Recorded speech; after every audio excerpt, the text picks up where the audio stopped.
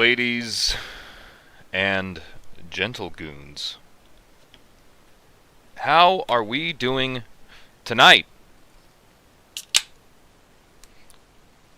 Chat. I'm thinking we're back. There's back, and then there's so back, and we are so back. Indeed we are. Chat, it's good to see all of you. Welcome back to the Goonsday Prepper stream.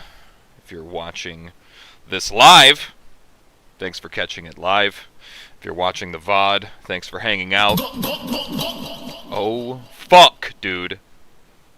I think we just got a super chat. Hold on, I gotta go. Yeah, there we go. Coral Weezer! $1.99. Homie said, Christ is king. You are absolutely right, brother. Christ is king. Thank you for the donation. God bless. Oh, man.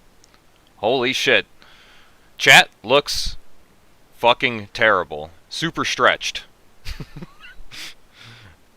I'm trying out this new layout here, and chat looks kind of chopped, I'm not going to lie, so we're going to fix that.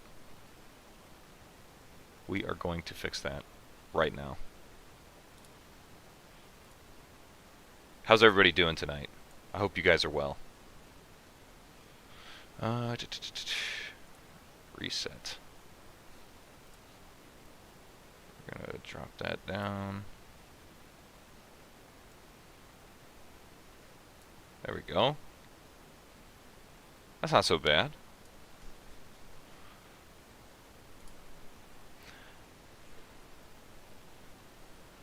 Sorry, let me just fix this bullshit real quick. My goodness.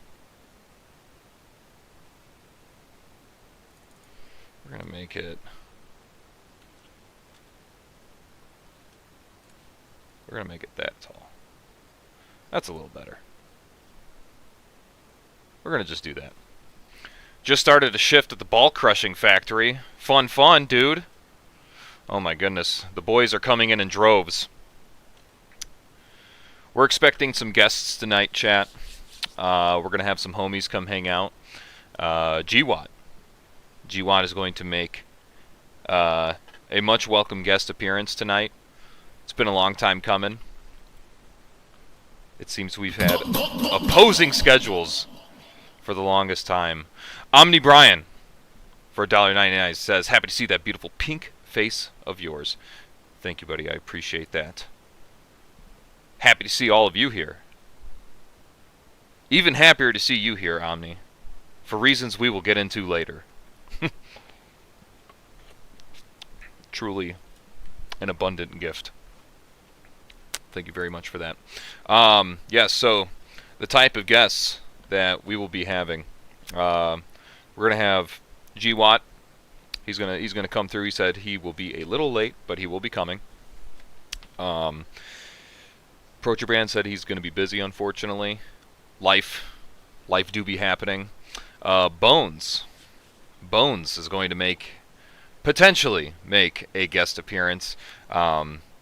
It's a little bit easier to get a hold of the Pope than it is to get a hold of Bones. Not from any sort of wrongdoing or anything like that, but because he is a busy man and he is going to play in the sandbox very soon, so he has to do the thing. Understandable. And then Glossobright should be coming in soon. He says he is working on a new recipe at home. So until then, we're gonna sit and yap. We're gonna talk about hopefully some stuff to have a more proactive conversation. You know what I mean? I think that's best case scenario for all of us here. We want to become better Minutemen. We want to be more capable. We want to be better protectors, better providers, not only for ourselves but for our families as well. And the panel tonight is going to be one that I think is going to help facilitate that conversation. So we're going to let everybody sort of get settled in and we're going to hang out in the meantime. Let's have a look at who's joining us tonight. T Swift, frequent flyer on the channel. Welcome back, buddy. Heightsbury, welcome back. SV89, obviously. Matt Danka, Jay Lewis, Fultism, both channel supporters. Welcome back, gentlemen. Who else we got in here? Oh my God, it's him! It's Himbo! Dude. What's up, Hon? Dude! What's up? Hold on, let me fix fucking this crop real quick. Let me unfuck it. Take your time, King. Dig in your butt. Dig in the stream's butt. Let's see here. Oh, fuck me. Oh, somebody's showing up already to the site? I just got on the call. Dude, unreal. Oh, it's the FSR. That's fine. Okay. Ban No him. big deal. Are you live yet? We are indeed live, yes. Oh my God, that's too much. Bah! I'll be right back, but I will be back shortly. Okay, brother. Sounds good. Guys, it's him. It's Himbo. He's here. Okay, top 75. Yeah, that's good. We're gonna rock with that, chat. We're gonna just do that. I think that's fine. This is the thing. I have to like change the cropping for the fucking capture window every time somebody joins. Well, not every time, but when it's just myself, like the aspect ratio is a little bit different. So, you know the drill. Normal fucking bullshit.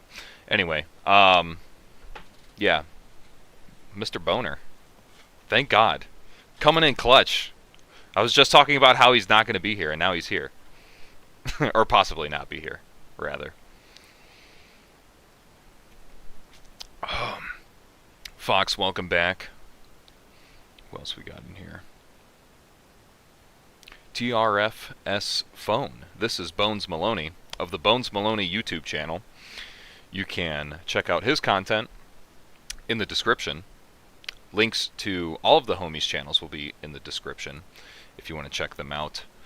They are they're good friends of mine. I love them all dearly. So definitely check them out. Bones' channel's in there. G-Watch channels, Protraban, Glow So Bright, Rebel Spirit.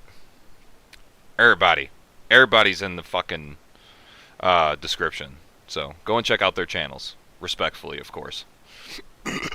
Bones, are you there? Hell yeah. I am. What's up, dude? Long time no talk. How you been? I have been good. I've been on the active duty Sigma grind set, preparing to go and defend Israel with the Iron Dome. Yes, dude. Fuck yeah. Very base behavior. Truly. No, I've just been busy. Just been busy with training and stuff, and it's been going pretty well. It's starting to finally slow down. We're in the last little bits of it. Right on, man. Good. Glad to hear you're doing okay. Fucking you sound like you're coming in pretty good. Do you have a stable Wi-Fi connection finally? I'm in the middle of a desert right now, but I do have 4 bars, so I'll chalk that up to a rare Team Navy W. Dude, that's awesome. Fucking a lack of interference is what we could chalk it up to. Yeah, yeah. I've escaped the Jeff Bezos and Goyam disruption rays. We will be free to have our signal uninterrupted and unmolested by the SIG goons and Excellent. all of the Ruger disruptors were made in the same factory the Harrier is, so they all suck balls. Sweet. Fucking Phil, $5. He says N. I think you forgot the rest of your message there. If you guys want to help him out there, thank you very much for that dono, brother.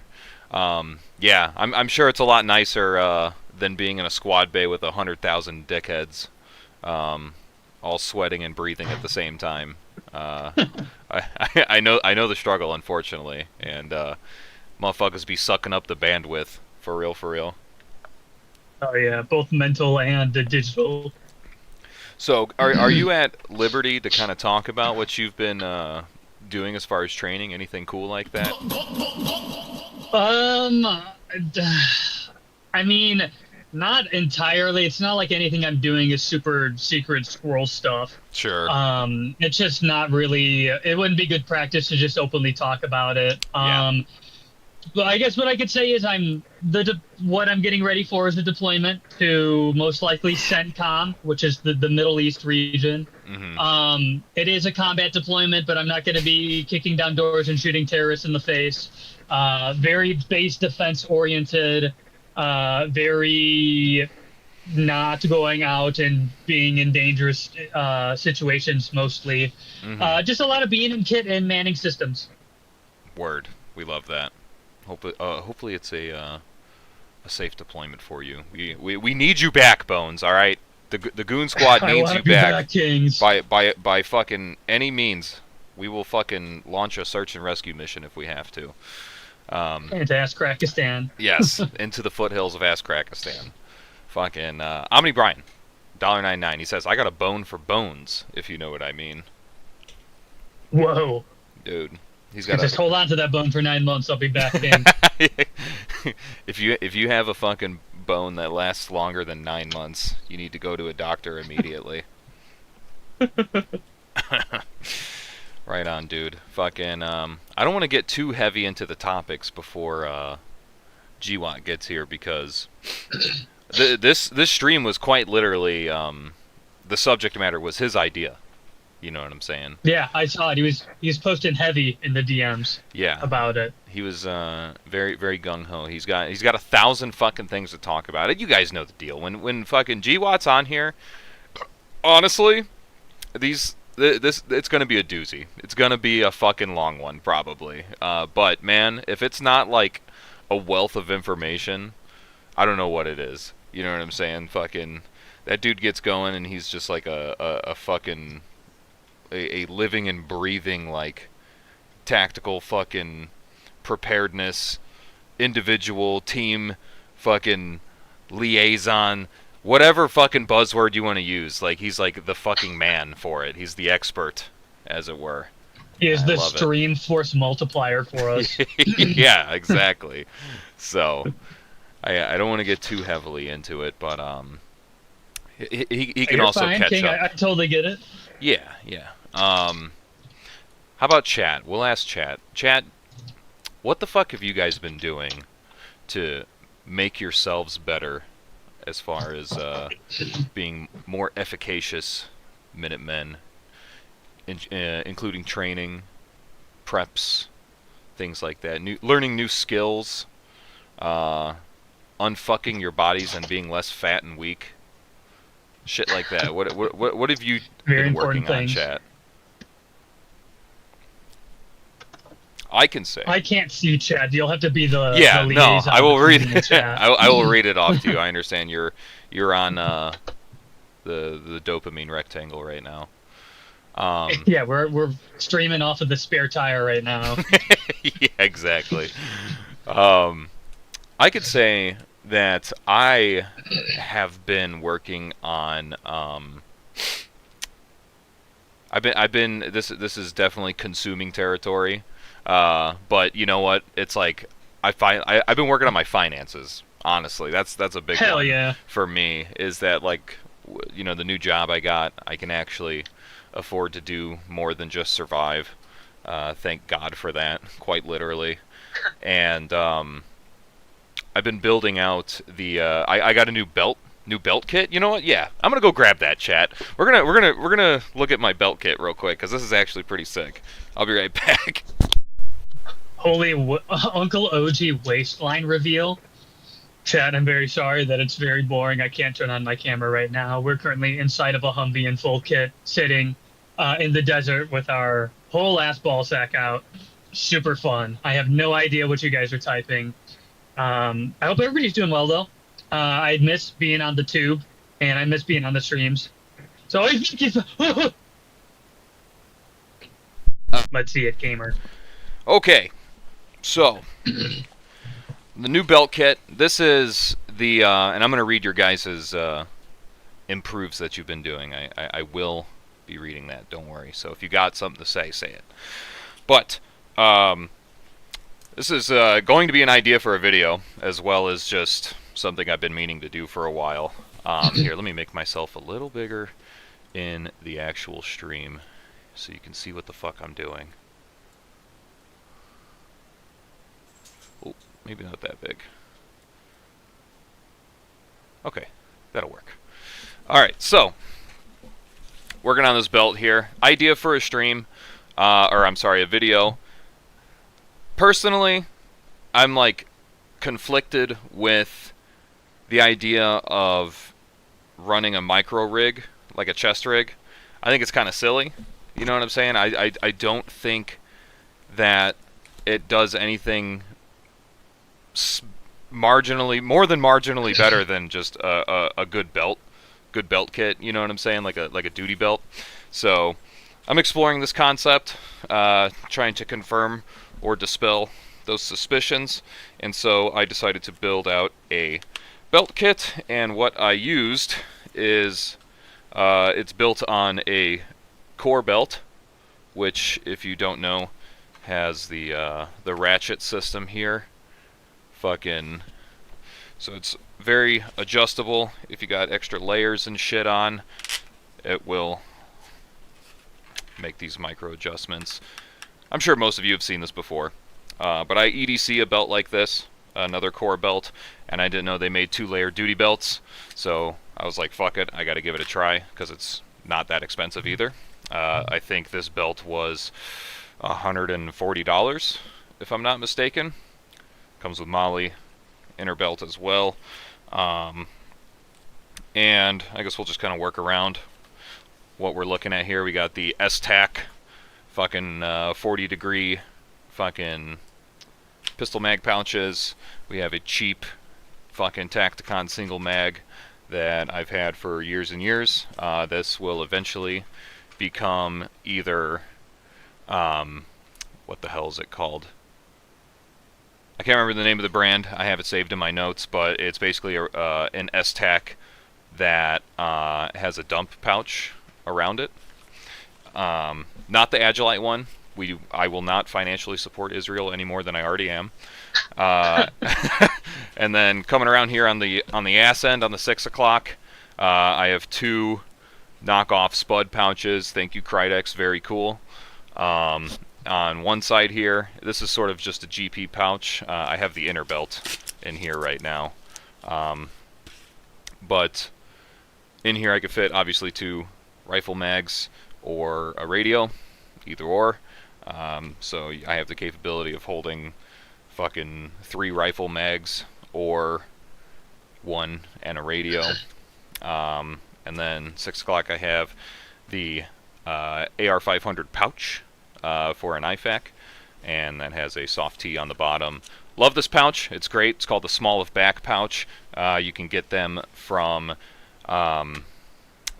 usmedicaloutfitters.com. I think the completely kitted out pouch with the tourniquet costs approximately $110, if I'm not mistaken. Don't quote me on that. I bought this one quite some time ago. Prices may have changed, but I love this pouch, and they're a good retailer. Highly recommend them for medical stuff in particular, because you know you're not getting bullshit from China. Over on the other side here, we got another Spud pouch, and this one I just hold a 16-ounce Nalgene. Just want to be able to carry water on me, and it's cool to be able to do it on a belt, because I fucking hate camelbacks. Moving alongside here, we have a level 2 holster for the M&P 2.0 and the TLR1 HL. This is from JB Custom Holster Mods. They were doing a SHOT Show special where custom holsters were being made and shipped within 48 hours, and I said, fuck yeah, that's a lot better than, you know, your normal 6-week lead time for a custom holster. For some reason, I did have a Safariland holster that I was going to use, level 3, but I couldn't fucking get my hands on the right one. Either I kept getting sent the wrong one, or I'm just hyper retarded and I keep buying the wrong one. Because as you know, with the Optics Ready 2.0, it has the raised co-witness iron sights, and it just would not fucking fit in the holster properly. I'm just like, this is fucking pissing me off. So I just returned it, bought a custom one, like, you know, obviously you got the drop down bars and shit like that. Fucking custom, done. This holster's good. It's light, comes with the mid-ride UBL and everything. Fucking lockup's good. I honestly kind of prefer it more than a level 3. Level 3 is kind of just like overkill, you know what I mean? For this sort of belt. Level 3 is a lot, unless you're like a cop. Yeah, a lot of that's what I'm stuff. saying. Level 3 is just a lot to deal with. For the LARP, level 2 is fine. I want an additional level of securing the fucking pistol so that whenever I go prone or fall on my ass or something, the gun doesn't get ripped out of the holster. You know what I mean? Level 2 does that just fine. So, level 2 doesn't get enough love in my opinion. So that's what I'm working with here. And then up here, I just have a regular fucking cheap Elite Spanker Amazon special fucking admin pouch just so I can keep multi-tool, flashlight, notepad, pen, maybe a compass, fucking Advil, whatever, and I hang my Magpul gloves. Another thing that I'm testing is testing out some different gloves and stuff like that. Expect to see a video on that soon. The Magpul gloves, spoiler alert, not a huge fan of them. Already off the rip, I think they're fucking a little flimsy and like a little too thin, which some people might like. I think it's good for pistols, which is kind of why I got it, but I don't really like the way they fit so far. But we're gonna actually give it its dues and test it out properly. So yeah, that's what we're working with. This is one thing that I squared myself away on. In total, this was about, oh man, like,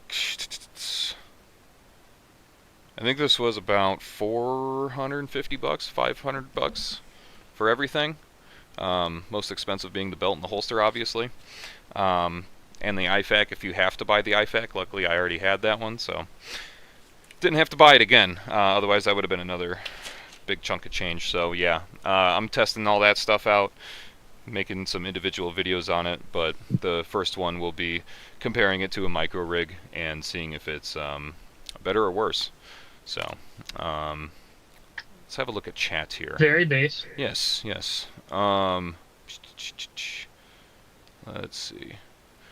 Let's see what we've been working on. T Swift says school. He's been going to school so that he's less dumb, I would assume. Squaring yourself up, setting yourself up for success. Yes. Andrew 03 Unk says fitness, always good. SV89 says buying all the cool guy shit on Instagram. Oh yes, T Swift says EMT school. Clarifies. Good. Very good. Very useful skill. Very good. Thank you.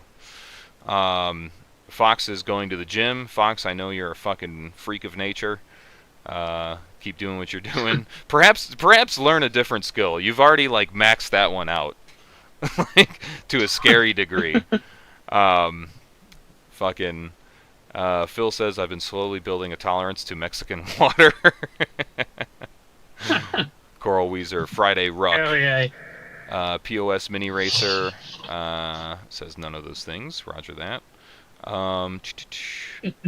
Oh, he says smoking weed and watching TV. That's what he's been doing. Good. Excellent. Someone's got to do it, right? Yep. Shit, man. If ain't nobody gonna do it, guess I'll be the one. Yeah. I guess so, you know. Let's see. Caffeine Father. Hikes and rucking.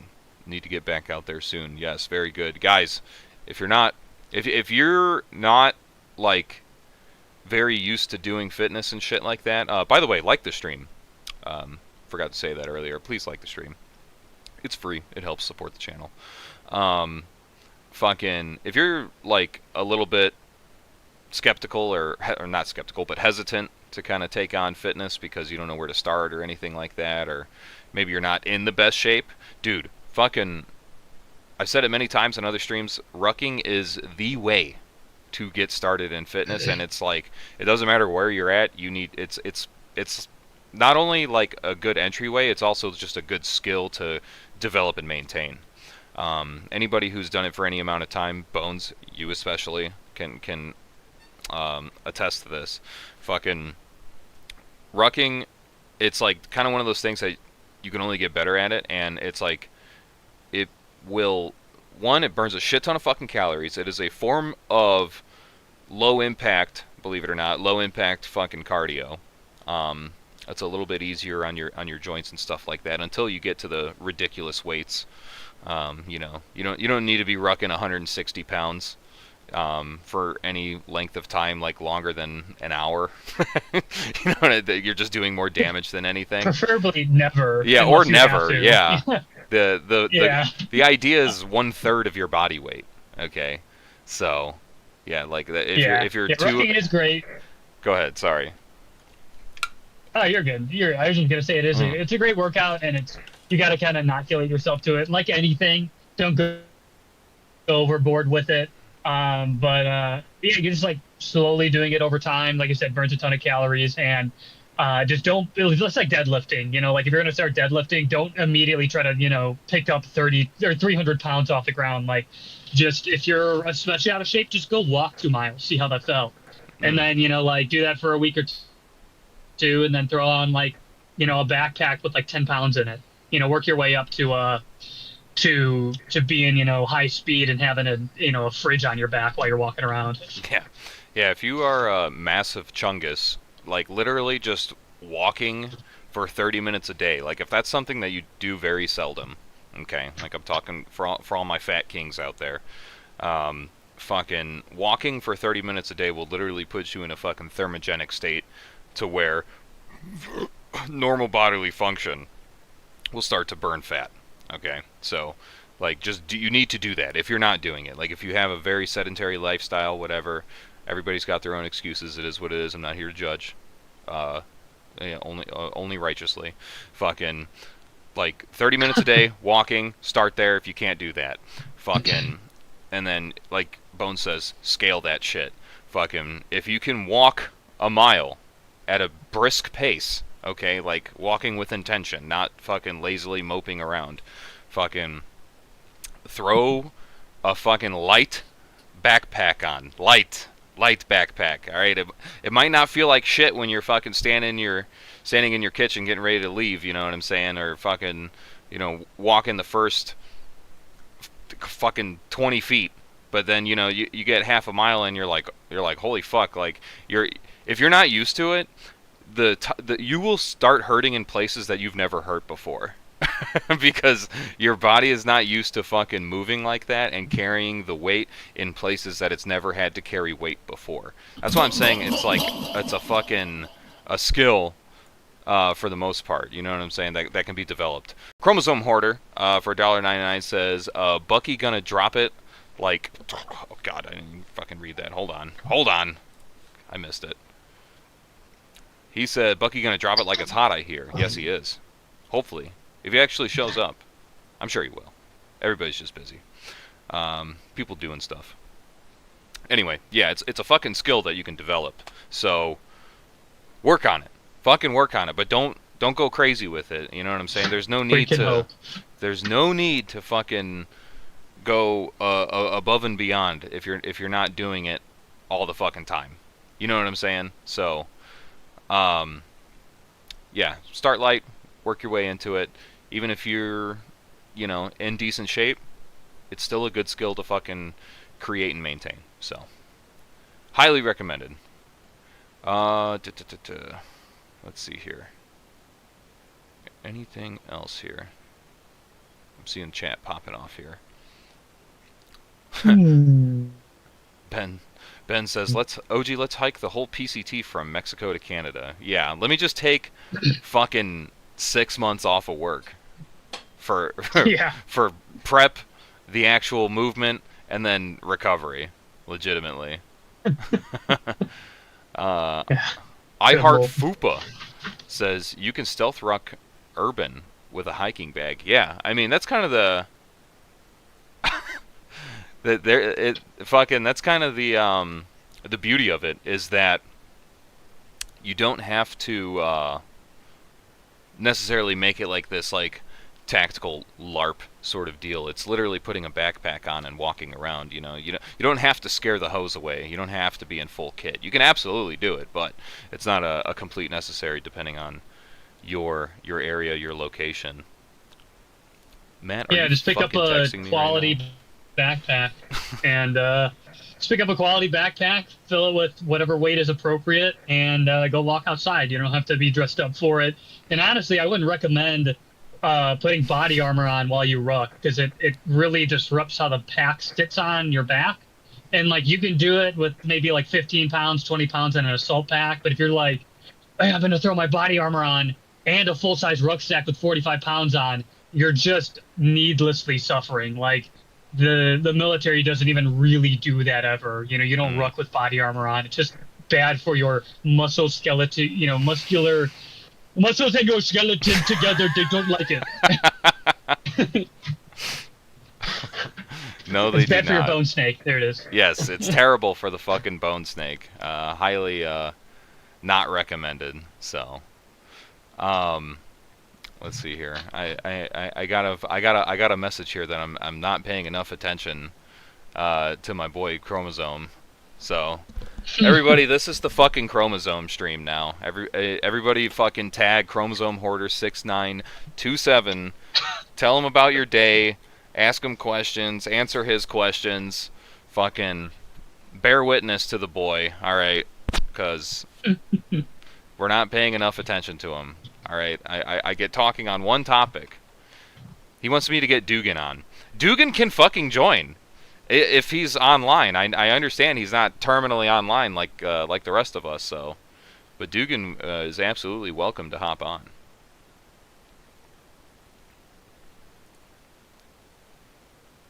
If you can get a hold of him, which I'm sure you can, fucking, if he's not busy, ask him to hop on. Got him on speed dial.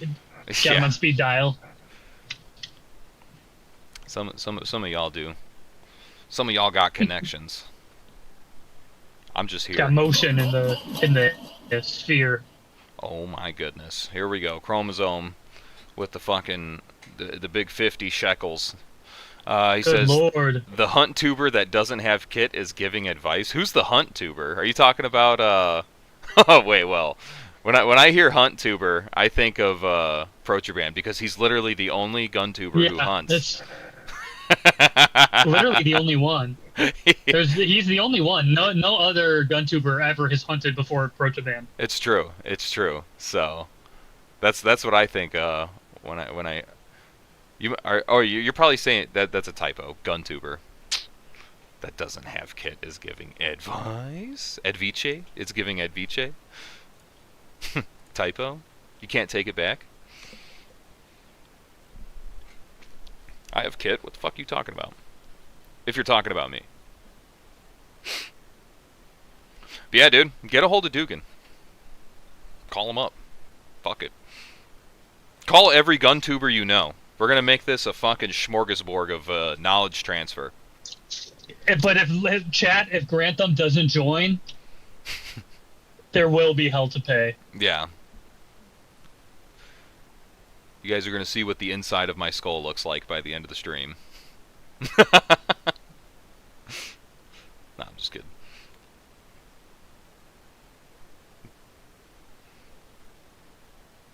I was gonna say he who shall not be named, but I don't even want to fucking put that into existence. I don't. Oh yeah. Who? No. Who could we be speaking of? No, don't do it now. Don't say his name. Don't do it. No. So guys, I love the MP5 now. I'm the biggest PCC It's so good. player in the gun tube. The world is so ending. good. I painted it baby Barf Brown. Oh my god. Yeah, fuck. They've State already of the said world, the MP5 is gigabase. Yeah, it's the best goddamn gun on the planet. Oh my god. God bless. If we get Hop on here, we're gonna compare cats. I'll squirt. Yeah. Hell yeah. I got him on Discord. He responds to me when I message him. Hop replies like 4 days later. Yeah, yeah, that's what I'm saying. Yeah. These guys are just fucking impossible to get a hold of sometimes, which, you know, I understand. Yeah, well, I mean, like to be fair, I bet a lot of them get like Hop, Brass Facts, to a degree, John as well. Like they probably got hundreds of people Hmm. Discord messaging them about gear, about equipment, about guns, etc. And Right. like that sounds awesome, but I'm sure it's like I'm sure people like those guys literally just go down the list like at the end of every night and respond to 20 of them and then go to bed and then the next day they do the same shit and it's just constant. And then they see a DM from Uncle OG, and it just says, "What you doing tonight?" And they just fucking just ignore it. 2 weeks Obviously, ago. yeah, 2 weeks ago. Yeah. Whoops, my fault, gang. Yeah. Oh, you Randy went in the reviews VIP it, list. Sorry. dude. If we get Randy in here, fucking Bones is gonna fucking kill him on the spot. It's not gonna be fair. Yeah, can we force rename Randy Reviews It channel to Randy Consumes It, please? Dude. That's fucking good. Randy If he ever consumes joins my it. server, that's gonna be his name. Randy Consumes It. Also, for Randy's like, I don't know how big his channel is. He's been on YouTube longer than me, and I Yeah. totally get it. But he's like, yeah, every other video, he's like, yeah, this company sent me this optic, and I'm like, like, how the fuck does this happen? Like, I mean, Bro, I'm not he's got begging skin in the game, for bro. items from people, but I've reached. Yeah, I guess so. He's got a lot of skin in the game. Look at the man. Lots of skin, but, brother. Lots of skin. Yeah, yeah, lots of it. He's skin maxing. But yeah, Bones Maloney over here is like, hey man, like I think you guys make a cool product. Can I like get some more information on it? Maybe I'll do a review on it. They're like, fuck you, no. You want to buy my product at a discounted rate so you can review it on your channel positively? How about Kill you fucking yourself. kill yourself? Yeah. Oh my god. Dude, it really do be like that. I just don't even ask anymore. You know what I'm saying? Like, I'm just gonna fucking I mean, if I want sneak to buy this in. something, I'll just buy it. Yeah, exactly. Like, here's the thing: is I'm not gonna like review something that I wouldn't fucking buy unless I thought it was a good idea in the beginning. You know what I'm saying? So like, if it was like, it'd be different if I was like, oh yes, this seems like a good idea. I'm going to purchase this thing, and then fucking review it or test it out, and then I don't end up liking it, and I make a review on it. I'm like, yeah, I bought it for this reason, blah blah blah. Didn't end up like it. Case in point, the very first Uncle OG. This is ancient ball knowledge here. Ancient ball knowledge, chat. My first fucking Uncle OG video was me reviewing the Vortex Venom 1-6 LPVO, and fucking, I was sitting on my couch in my living room when I made that video. No mic, nothing. I I looked like shit. You're raw dog. Raw dogging it, Phone and call. yeah, type shit. Looking like a fucking FaceTime call, and fucking, legitimately, I bought it because I'm like, this is supposed to be the replacement for the Strike Eagle. So I've been hearing it's going to be Vortex's new entry level fucking LPVO. You know what I'm saying? I'm just like, I'm hearing good things. Let's check it out. Fucking, I bought it. Full price, obviously. Fucking shot a bunch of rounds through it. Ran it through some tests and stuff like that.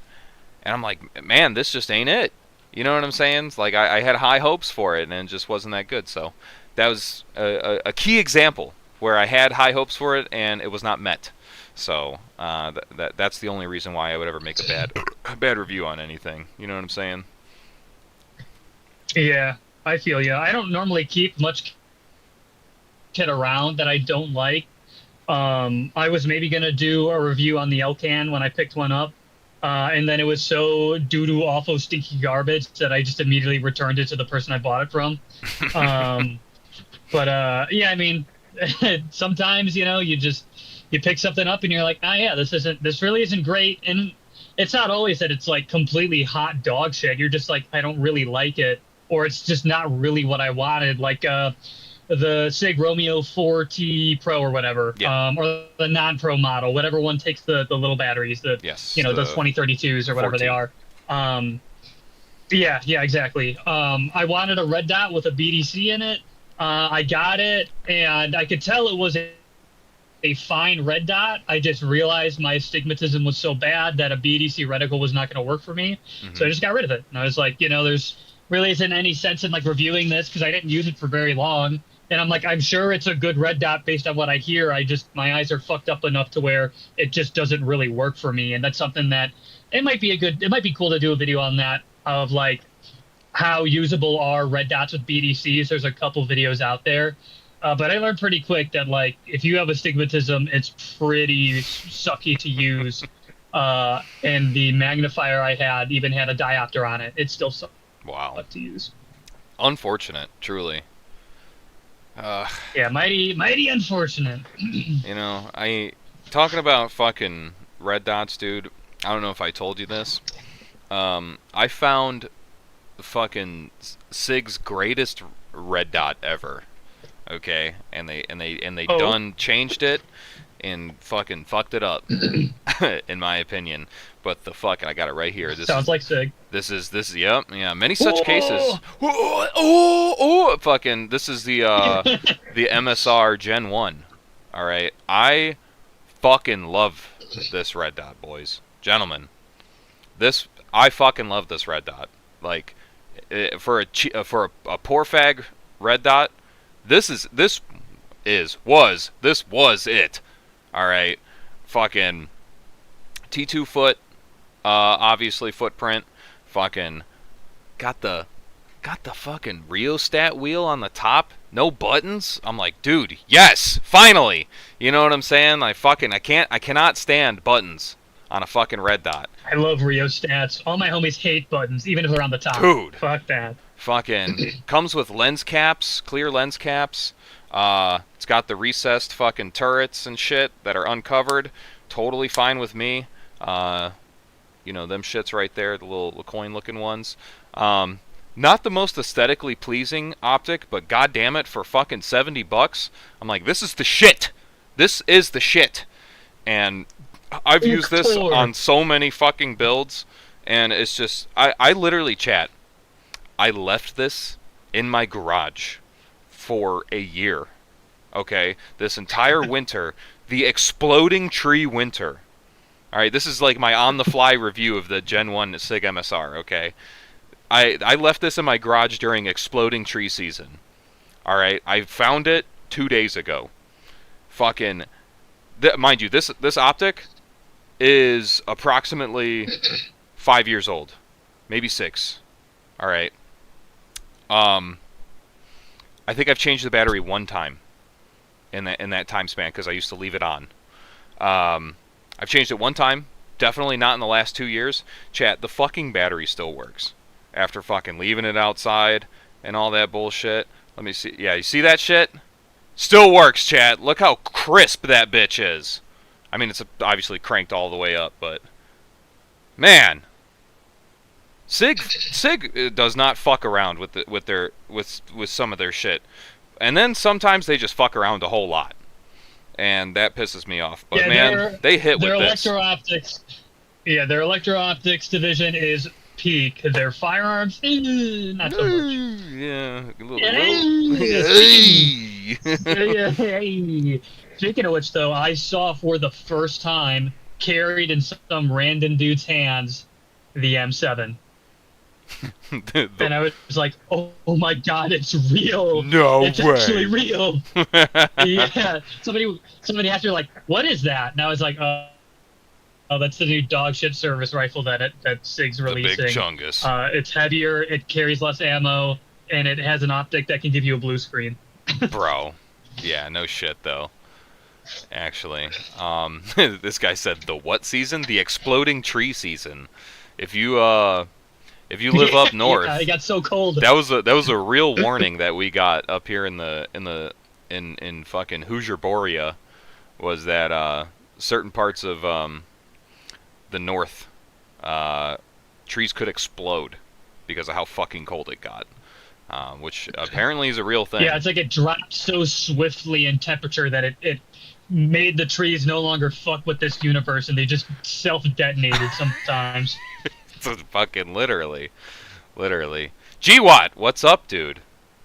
He's here. Fuck. What up, gangsters? We are so fucking back. Dude, welcome. Welcome. Thank you. Let's What are see. we up to?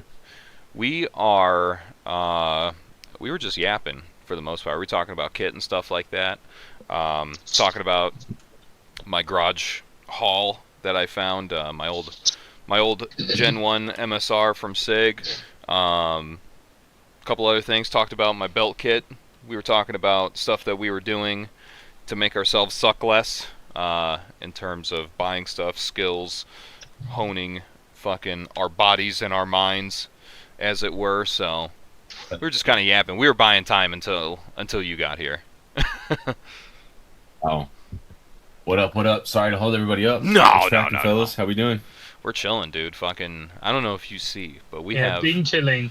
6.7 Yeah, tens of people in here. nice, dude. These are big incredible. numbers. Hitting the big leagues. We're in, Big leagues. hello, the big leagues. Is that you? Yeah. No, but we were. Oh, yeah, well, speaking of the big leagues, Protraband's recent video on the Epstein list Oh my broke goodness. at least 500,000 views or something like What? that last he checked. What? Yeah, I'm sure Yeah. it did. What? Not to 500,000 take views. anything away from him. I haven't watched it. I'm sure it's a great video, but just, perfect timing. You're talking about the subject that everybody's probably consuming every video that that's what I'm doing. I'm just all day long as I do my chores watching Epstein videos in the background, so. Yeah. Right. Nice. Let's see here. Ooh, nothing. I'm happy Which for him, timing? Yeah, absolutely. He nailed it. genuinely. Kirkenuinely, he nailed it. We love that. Or genuinely. All right, let's see here. Genuinely. Sorry, I'm resizing the capture window here real quick. Oh, not that much. You guys are Enhance. watching. Yeah. Enhance. Jarvis, Yeah, unfuck for the real. stream, please. There we go. Bottom. How about that? Nope, a little more. There we go. That'll do. I think we'll work with that. Perfect. Beautiful. As close as we're gonna fucking get. Alrighty. So, Hell yeah. we're out here getting it, boss. Love to see it. So, let's talk about some stuff. Fucking first of all, officially, guys, welcome G-Watt. I'm sure you guys know who he is. What you been working on, buddy? How you been? Good, man. Good. Yeah. About to lock back in, getting over a ear infection. It was kicking my ass for a couple weeks, and YouTube channel got a strike. Not to do the classic like they're shadow banning me. It's all over. Uh-oh. I know it's I got a strike. I got a video removed. I know that's like small beans for most creators. That's a normal Tuesday for everybody else. Thinking I'm gonna shift my library over to Rumble, which was already on the to-do list, and then Nice. just cross post to both and everything with the assumption that it's just a matter of time on the YouTube side. Yeah, about to start as soon as I get those videos moved over. About to start the Gorilla series, resume that. Nice. I posted the intro fucking weeks ago before I got sick, and then we're gonna dig in here in a minute. Hell yeah, dude.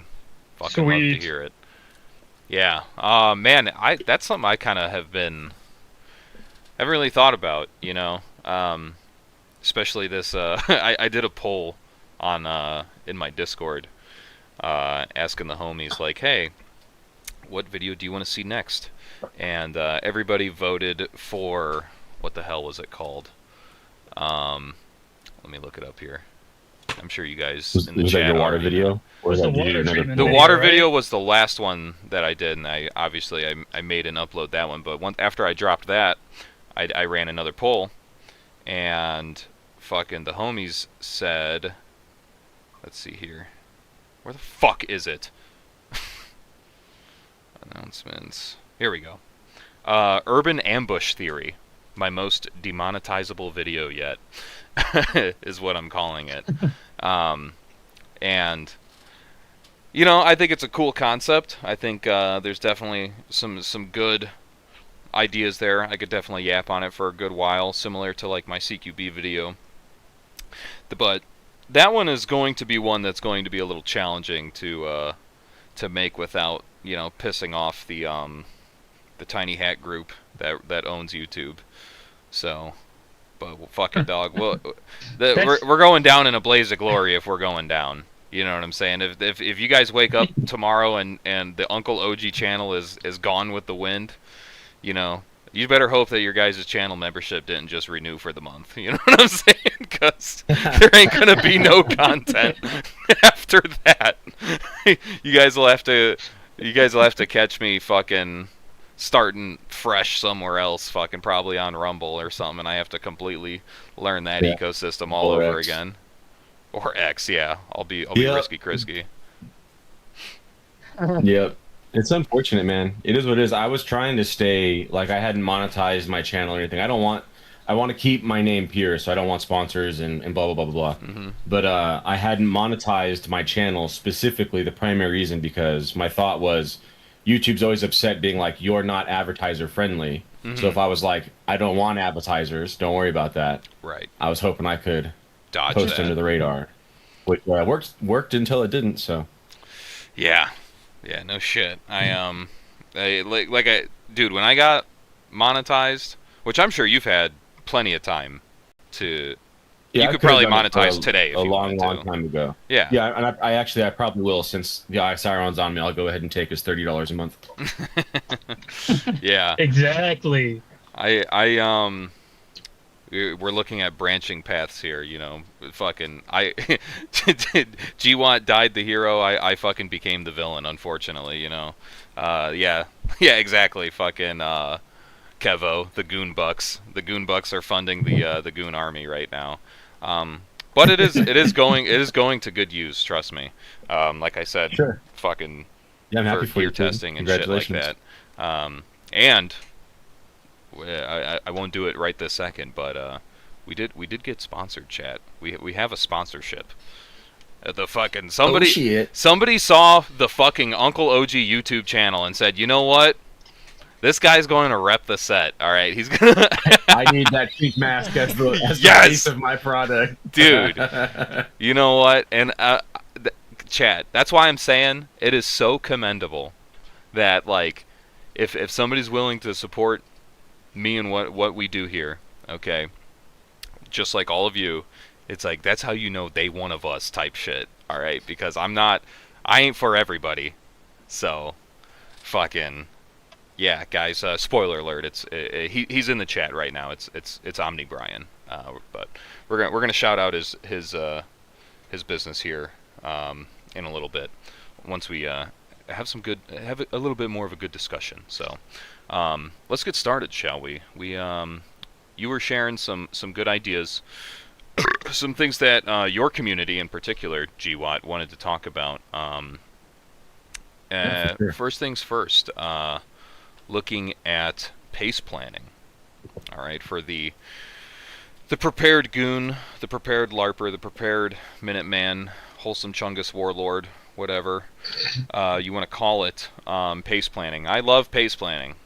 Pace planning, it tickles my autistic brain like you wouldn't believe. So, very happy to talk about this. GY, do you want to get us started? How would you tackle the creation of a pace plan if you don't have one, or rather, how do you handle your own? You know what I'm saying? Yap on it. Sure. Yeah, so there's kind of two different directions we could take it. We could take it like the prepper perspective of like my community, my team, whatever you want to call it. The boys are scattered about the city or perhaps even the state, and then event happens, and you know, how do we contact each other, right? Probably first would be cell phones or email. Let's say that doesn't work, then how do we go from there? And what steps do we take, et cetera, et cetera. And the other direction to take it is like, now that we're already all together and going out to do a patrol or a mission or whatever, what is the pace plan of us all communicating while we do this thing? Right, so it's going to look a little different. The second second one, where you're already all together and going to do something, right, you're going to have much more control over it and be able to implement things to everybody and stuff like that. When everybody's all scattered to the winds, it's going to have to kind of be more, as the Marine Corps is big on, I don't know if the Army ever said this, condition set planning. Mm-hmm. So rather than the plan being like, and then I'm going to let you know it's step 2, and then I'm going to let you know it's step 3, and then it's like, we need this to happen. Once we're on the east side of the bridge, we now move to the next phase. Once we've crossed the bridge, move to the next phase. No one has to tell anybody. If you see dudes on the other side of the bridge, we're now in phase 3. Like, you know what I'm saying? Yeah. So that kind of mindset, right? I've always basically said, as much as everybody can and is comfortable, communicate cell phone, email, your Facebook, your MySpace, whatever, and that's, if we can talk on, and if you can get a hold of each other through normal means, then we can communicate about what it is we want or need to do. Mm-hmm. In the event that all of that goes away and, like, whatever, we can't use any of it, attempt to use radios. That goes into a whole separate, like, radio plan. How far away are people, and getting on repeater systems, and then do you depend on those repeater systems if you don't have control of them, which you probably don't. Right. And then, so the last contingency would be, if all of this doesn't work, nobody can get a hold of anybody, that is condition set to now initiate whatever your protocol is, your bug out or your link up or your whatever that it looks like for you, right? I typically have a spot, right? Usually somebody's house is the initial, right? If nobody can talk to anybody, everybody show up at this person's house. We'll attempt to hold there for up to 24 hours. If we can't hold there and we have to evacuate, we'll leave some sort of an indicator, right? Big red X spray painted on the driveway. And then we'll move to whatever, like, the actual offsite, the actual bug out location is, the actual safe house, the actual campgrounds you've all decided you're going to go out to, if there's a zombie apocalypse, whatever the case is, right? And so those would be how I would set that up for individuals. And then, as far as we're going out on a patrol, hand and arm signals and actually communicating with your mouth is the primary. Nobody likes to, like, talk about that or think about that. It's kind of a whole side tangent about radios. Like, I'll see dudes, like, in different rooms of the house, like, struggling to talk to each other on the radio, and it's like, bro, just walk 10 feet down the hallway and say, hey, Mike, we need to go. You don't need to use the radio right now. Yeah, the fucking brain turns off. I know it's cool and we want to, but anyways, so there's that, right? If you can just, like, talk to somebody or use a hand and arm signal, that's typically even better than radios. Obviously, next would be radios if you're not within range to do that. And then would be a series of signal plans, whether that's, like, pyro flares or smokes or, chem lights, different colors mean different things, so on and so forth. Excellent. Tremendous. Yeah, definitely. Fantastic. Definitely agree with what you're saying. Like, there's two different ways to look at it. Obviously, the military approach to how a PACE plan is made, sort of like more on, like, a squad level operation or whatever, fucking with communication and stuff like that. It's not really like this broad sort of umbrella sort of plan that I feel like has been pitched towards civilians and stuff like that, which is honestly, that's kind of how I do it.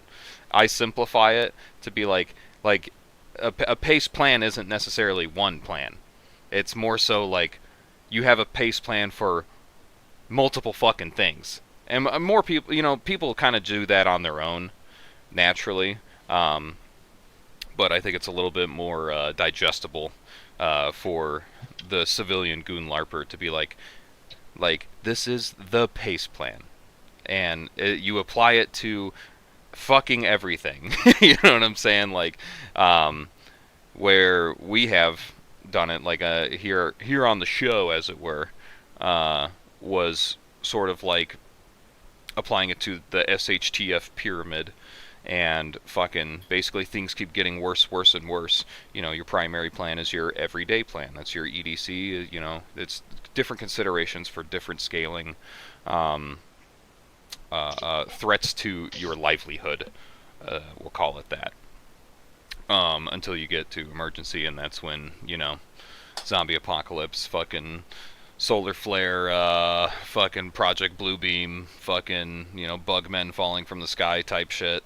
What else? What's another good one that I'm missing? Fucking Agenda 21, final phase. You know what I'm saying? Fucking shit like that. Atlantis rises out of the ocean.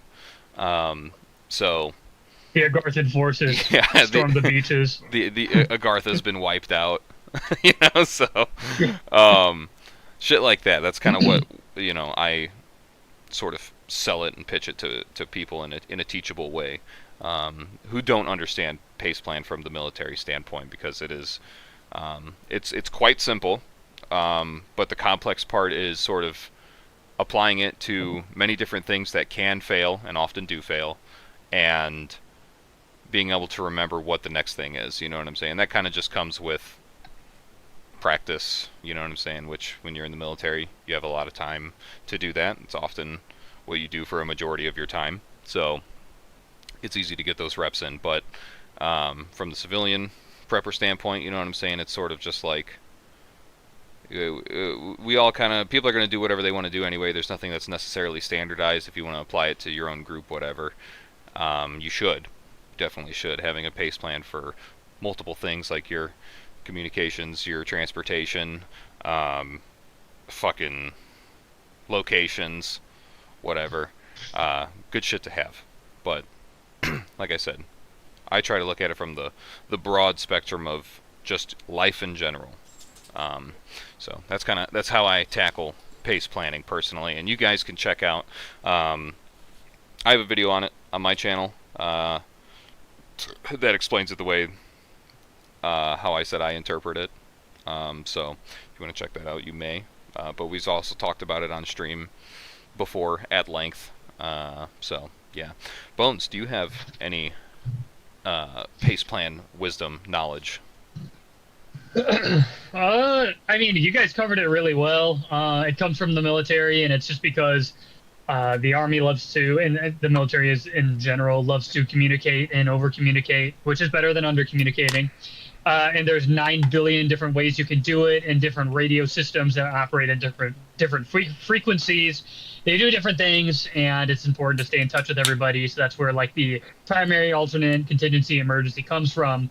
And I like to, like OG said, approach it holistically, where it's very commonly applied to communication, but it could be for anything.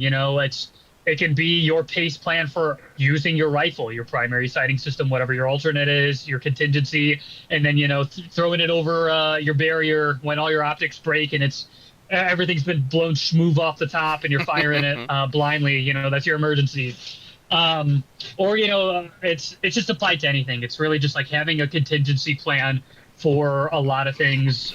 Common ones I see is like water purification, food procurement, and transport. Like those are the things that most everybody is going to operate on their day-to-day in the primary, which is they're going to get water from their tap or from whatever distribution center they get it from. They're going to get food from the grocery store, and they're going to drive everywhere in their car. Well, then as things start to degrade and maybe your considerations get more hazardous, you start, swapping out your EDC for your PDW, as Brass Facts would love to do.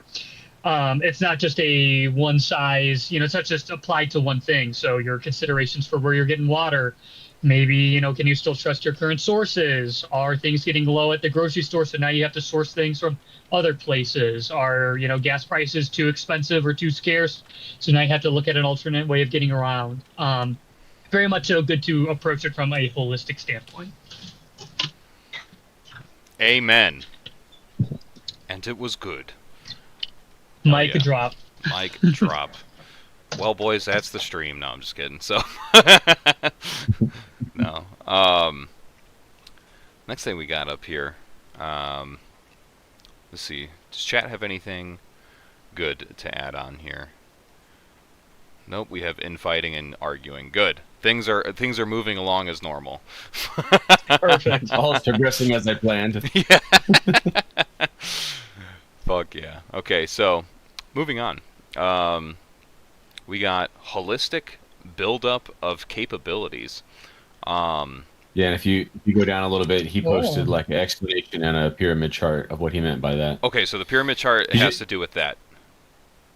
yeah, he's just talking about like the stages of building your stuff out, right? I guess like, which is a subject we've all talked about a lot, and we could definitely touch on again. But like, Hmm. assuming you have nothing, what's most important? What should you acquire? And then also, as we talk about that, you can identify what stage you are at, whoever the listener may be, and thus what the next acquisitions or whatever should be.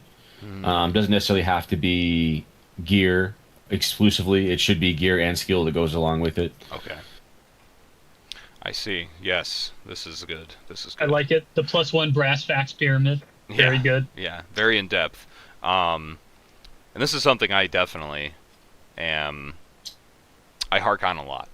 You know what I'm saying? I always try to tell the homies, which is you guys, people watching this, fucking. I almost say it every fucking stream now, where it's just like I'm like, guys, fucking guns and defense and shit like that make up this much of your fucking priorities in terms of overall preparedness and planning and shit like that, right? I mean, you're not you're not going to fucking fight and die in a trench. You're just not going to. All right, more likely than not, it's not a thing that's going to happen for you here in the good old U.S. of A. And be thankful for that. You know what I'm saying? There's so many other fucking things that are going to kill you first that don't include exchanging gunfire with people. Okay, so Even if you are a combatant in an active combat zone hmm during a conflict, like you're at war, you're doing it. yeah, You're the soldier at the war in the war zone. Most of your day-to-day activities for the duration of that conflict is going to be like survival shit, like getting clean water. Existing. Where is the cow coming from? Taking care of the fact that 20 dudes are shitting here in this base all day long, and what do we do with that? yes, Um, Yeah. yes, these kinds of things, like you don't just get to. It's not just like, oh, now we don't have to hygiene because we're doing war stuff. nope. See hygiene again in 2 years. No, you'll die of fucking disease, Yeesh. which traditionally happens a shit ton, especially long ago. Yeah. So, yes, there may be moments of time. Perhaps you're one of the few that end up doing a proverbial clear of Fallujah, and then so for 3 weeks, 4 weeks, it is just war all day, every day. But then the rest of that, deployment, that conflict, whatever, is not going to be that. That's it. That op tempo is going to slow down. You're going to go back to burning piles of your own shit and cleaning water and so like this is what goes on, this is what It's happens. true. It's fucking true. It literally is. It's like fucking. That's what I'm saying. That's exactly what I was saying. Was there's so many things that are gonna fucking kill you before you even get to that high speed fucking gunfight where you save the day and or bleed out on a snowy fucking set of steps somewhere. You know what I'm saying? Like you gotta sustain yourself to get to that point in the fucking first place, and it's hard to do it for one by yourself, but it's also hard to do it because it takes a lot of fucking knowledge and shit stuff to get there. You know what I'm saying? I'm talking food, water, all things very fucking bulky. You know what I'm saying? Medicine if you need it, God help you.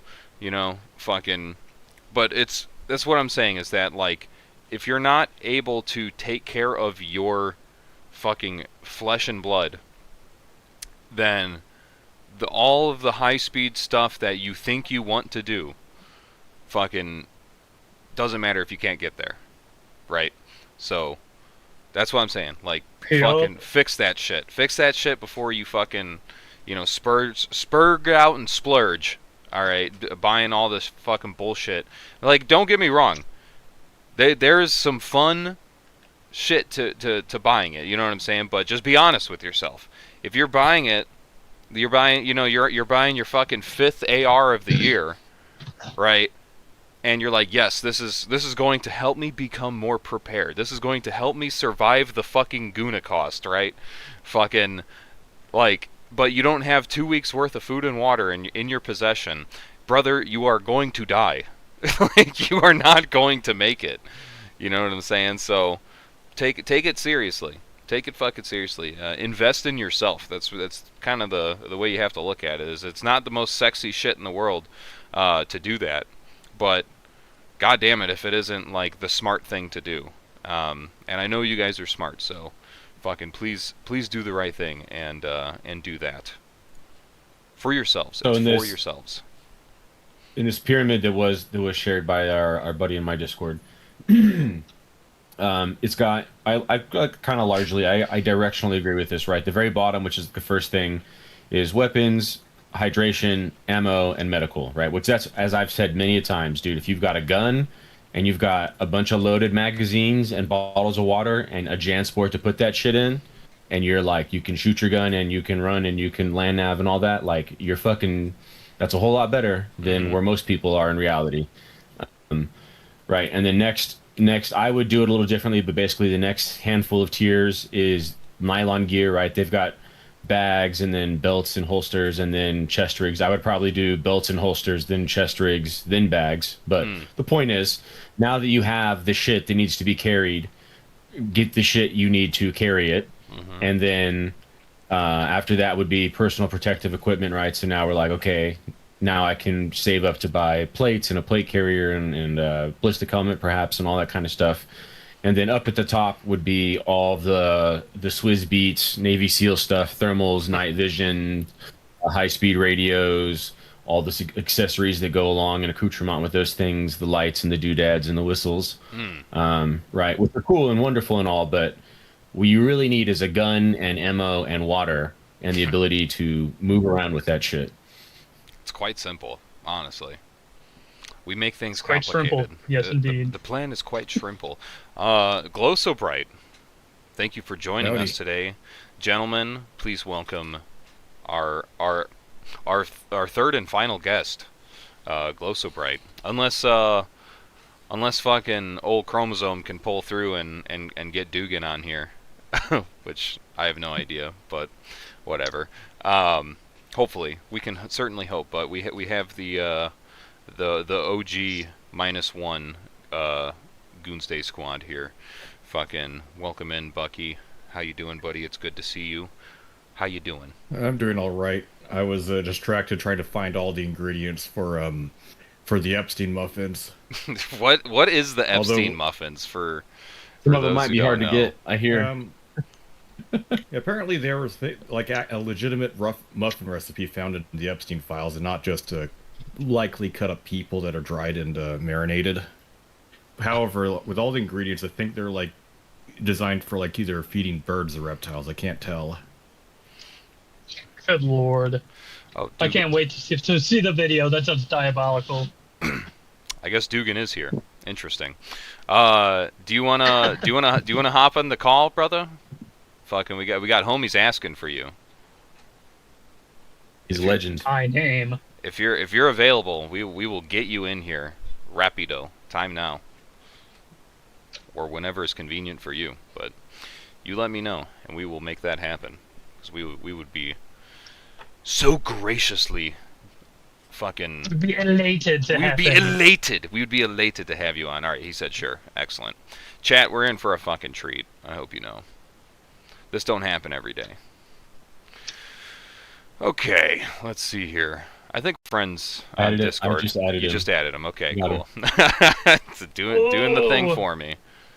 All right, hold on. Let me adjust the fucking call so we can Let- make sure we can see Let me everybody get here. my notes here.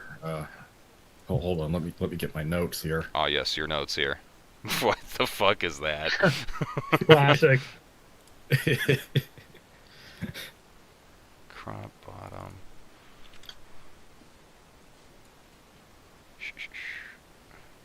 All right. But yeah, for the video, I'm thinking about like while the oven's on at the same time, I'll probably just throw in some oatmeal cookies because it's actual like human food. Mm-hmm. Oatmeal raisin cookies. But maybe I should like buy myself like a Little Caesars like $8 cheese pizza and like some grape soda Oh, absolutely. for this stupid video. Wouldn't have it Enjoy any it. other way. Yeah. Oh, But yeah, like like looking at my grocery bill just for buying all these ingredients that are specifically called for because it's like bran flakes, it was like bran flakes, and then there was like a flaxseed, and then ground flaxseed. I think these are things that are supposed to feed to animals, but when like packaged as human food, it'd be really expensive. You need to call again, just miss. Call the homie. Summon him. And I think I'm not sure what the conclusion is. Like when a few people tried making it, it ended up like they said it was like it tasted weird, or that it's like or in the emails it seems like it's some sort of like punishment food to make you shit yourself. I think I added him I to don't this know. chat. This is what Had happens to- when you have when people have too much money and too much power. Yeah. Dugan, you Yeah, should they be able start just to making the shit join. yourself biscuits. Because it's an active call. So you should be able to join. It'll be like in your private messages. I just added you. You'll probably see like a little notification or whatever. Yeah, the Epstein files Getting on the are call. reminds me a constant reminder of that hell is real and demons are real. You know what I mean? It's And it's terrible. and all these things that are called, and the difference between the conspiracy theory and the truth is what it used to be, what, 6 months, like a decade, then 6 months, and then what, like 2 weeks. Yeah, yeah. The what's it called? Acceleration is real. Fucking, we're living decades in a matter of days, like you said. I mean, also like straight from the horse's mouth, like the co-founder of the Socialist Rifle Association is a member of the Party of Socialism and Liberation. Food for thought. Not even surprised. Nothing surprises me anymore. Yeah. That's kind of the thing, is that nothing fucking Oh. surprises me anymore. That's We got sort of Doug it. in the house. I mean, at that point, a UFO would just like a saucer, like a UFO would just float down in front of my home. Yeah, I'd just be like, yeah. Gray aliens with like big eyes would just show up and be like, "What's up?" And I'm like, "Yeah, yo, what's up?" They're like, "Are you surprised?" I'm like, "No, like a lot of stuff has happened." Be not afraid. Yeah, all right. Oh shit. Got it. There we go. No, you should be afraid of what you see around here on this planet.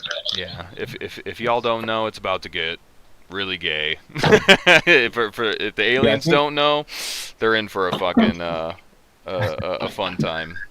Just catching them up. Things seem to take, like, our society has to reminisce on things for time before they act upon it. I'm always like thing happens and then I'm expecting everyone to like react immediately, but it takes 1 to 3 years seemingly for some reason for everybody to kind of like there's like the initial social media reaction, which we're having right now from the Epstein files, but before there's like an actual physical change in reality, it's going to be a period of time, at least a handful of months.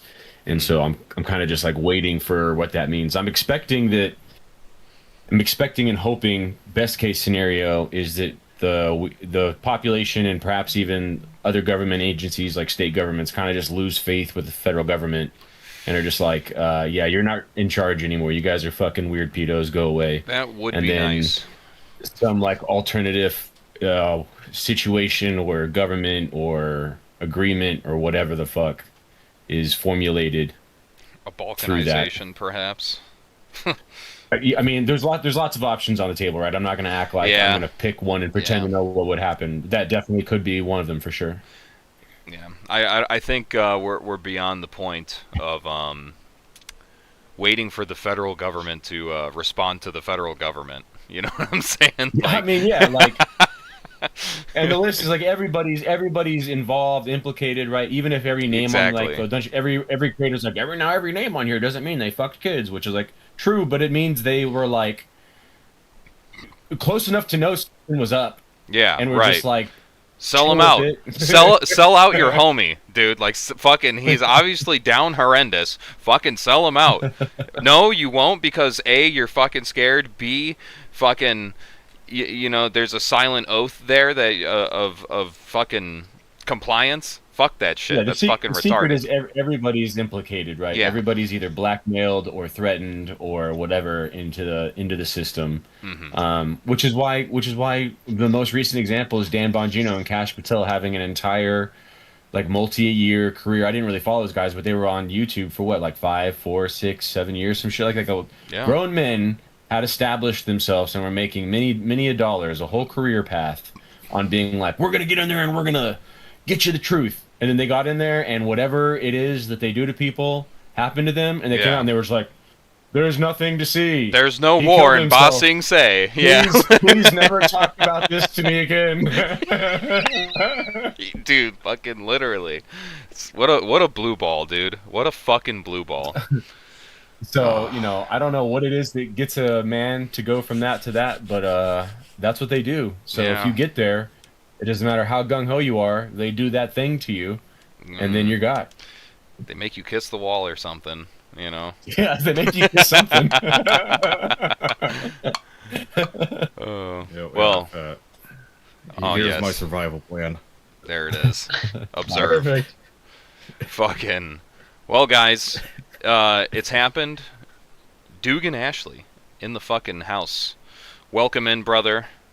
Man, listen, this is a milestone for me. I don't know. I'm gonna glaze a little bit.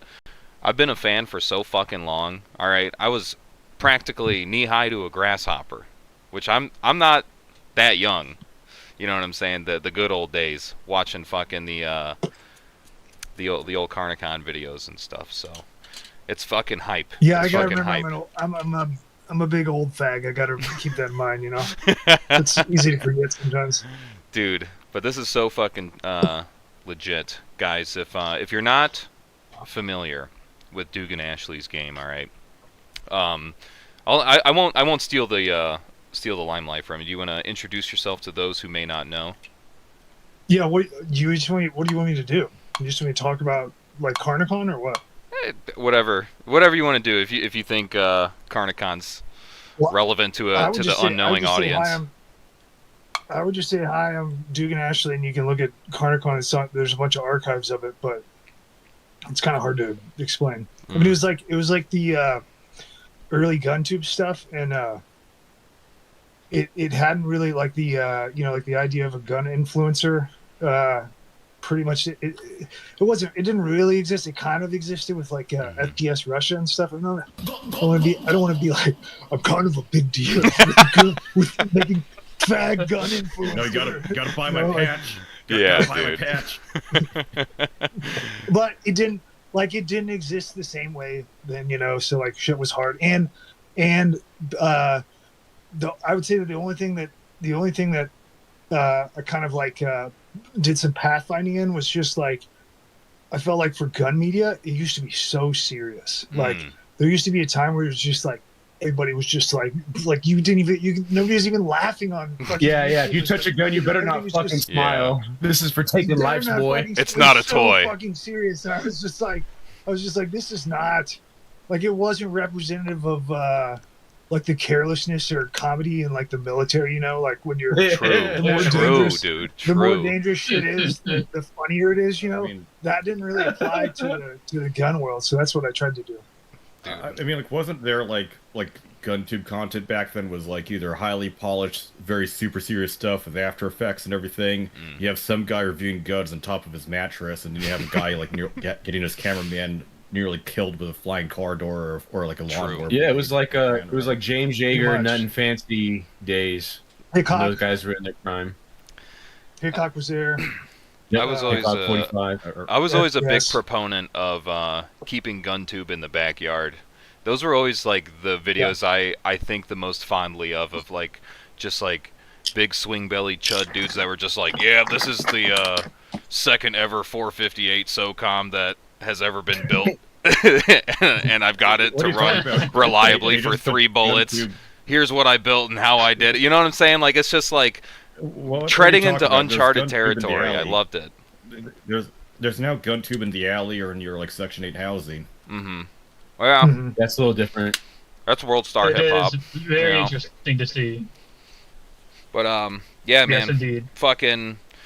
So to kind of catch you up to speed, we've been sort of talking about some community questions and stuff from GWAT's community. We talked about pace planning, how that may apply to the prepared citizen, LARPer, as it were, and then a holistic buildup of capabilities. So, sort of tackling. I refer to it as a pie chart, things that are most important to least important to square yourself away on first, and that's obviously things that would kill for you. what purpose is it? For like prepping, basically. So preparedness, disaster Oh, prepping. prepping? Yes. For like everything. For everything. fucking Okay. everything. Yeah. Well, the first thing would be you got to have water. So like you have to have either a way to decontaminate water, or you have to have a well source. Like a well is awesome, because a lot of them are clean. Clean water, you don't even have to contaminate, or you set up like a distillation rig, like you could set up some it's a good idea, honestly, to just figure out how to distill alcohol and then just use it for water. Yeah. But Yeah. like just in case, because you can like trade and barter alcohol if things are really that bad. Like that's going to be a valuable thing to be able to do. If you took some sugar and fermented it and just made some straight up alcohol, then you can distill it. You know, Welch's wine. Technically, you could drink it. So like that's the first.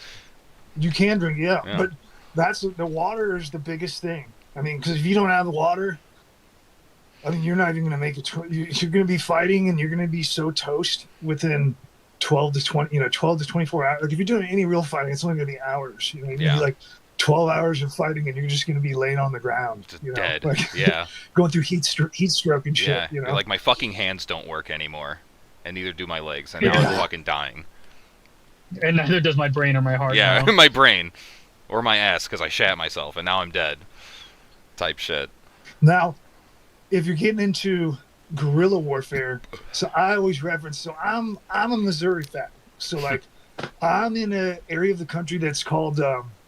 It's on the Missouri River. It's called Little Dixie, and so they had like a bunch of in the Civil War time. They had a bunch of like old Kentucky families that came up here when Missouri Territory was first getting established, from like the 1600s up until the 1800s, and then Missouri became a state in 1820. And the guys, like they had a lot of plantation owners and stuff around here, and we had this is like the land of the Confederate guerrilla. So like the Confederate guerrillas they had like it's like the Kansas border war before the Civil War actually started. So like have you heard of like John Brown and stuff like that went out to Virginia and tried to do the slave rebellion and all that shit?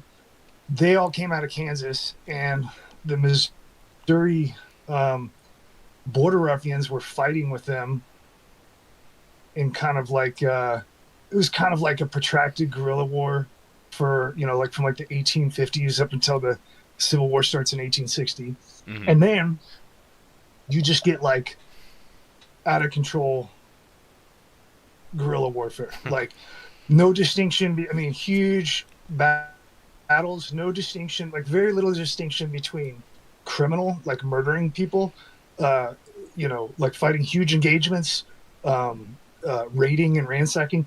There's no distinction. It's just like, it was just like a really crazy time, apparently. But dude, what I learned from seeing all that stuff, they were totally dependent on the population. So like they had to have support of all the people, like all the families, to hide all the guerrilla fighters and provide them food and water. And the Union Army, what they ended up doing to get them, to eventually get the guerrilla fighters here was, I mean, they were so successful for years, and it was not even close. Like they would kill huge amounts of Yankees, and they were extremely successful. And so what the Union did, eventually they depopulated all the counties. So like Cass County,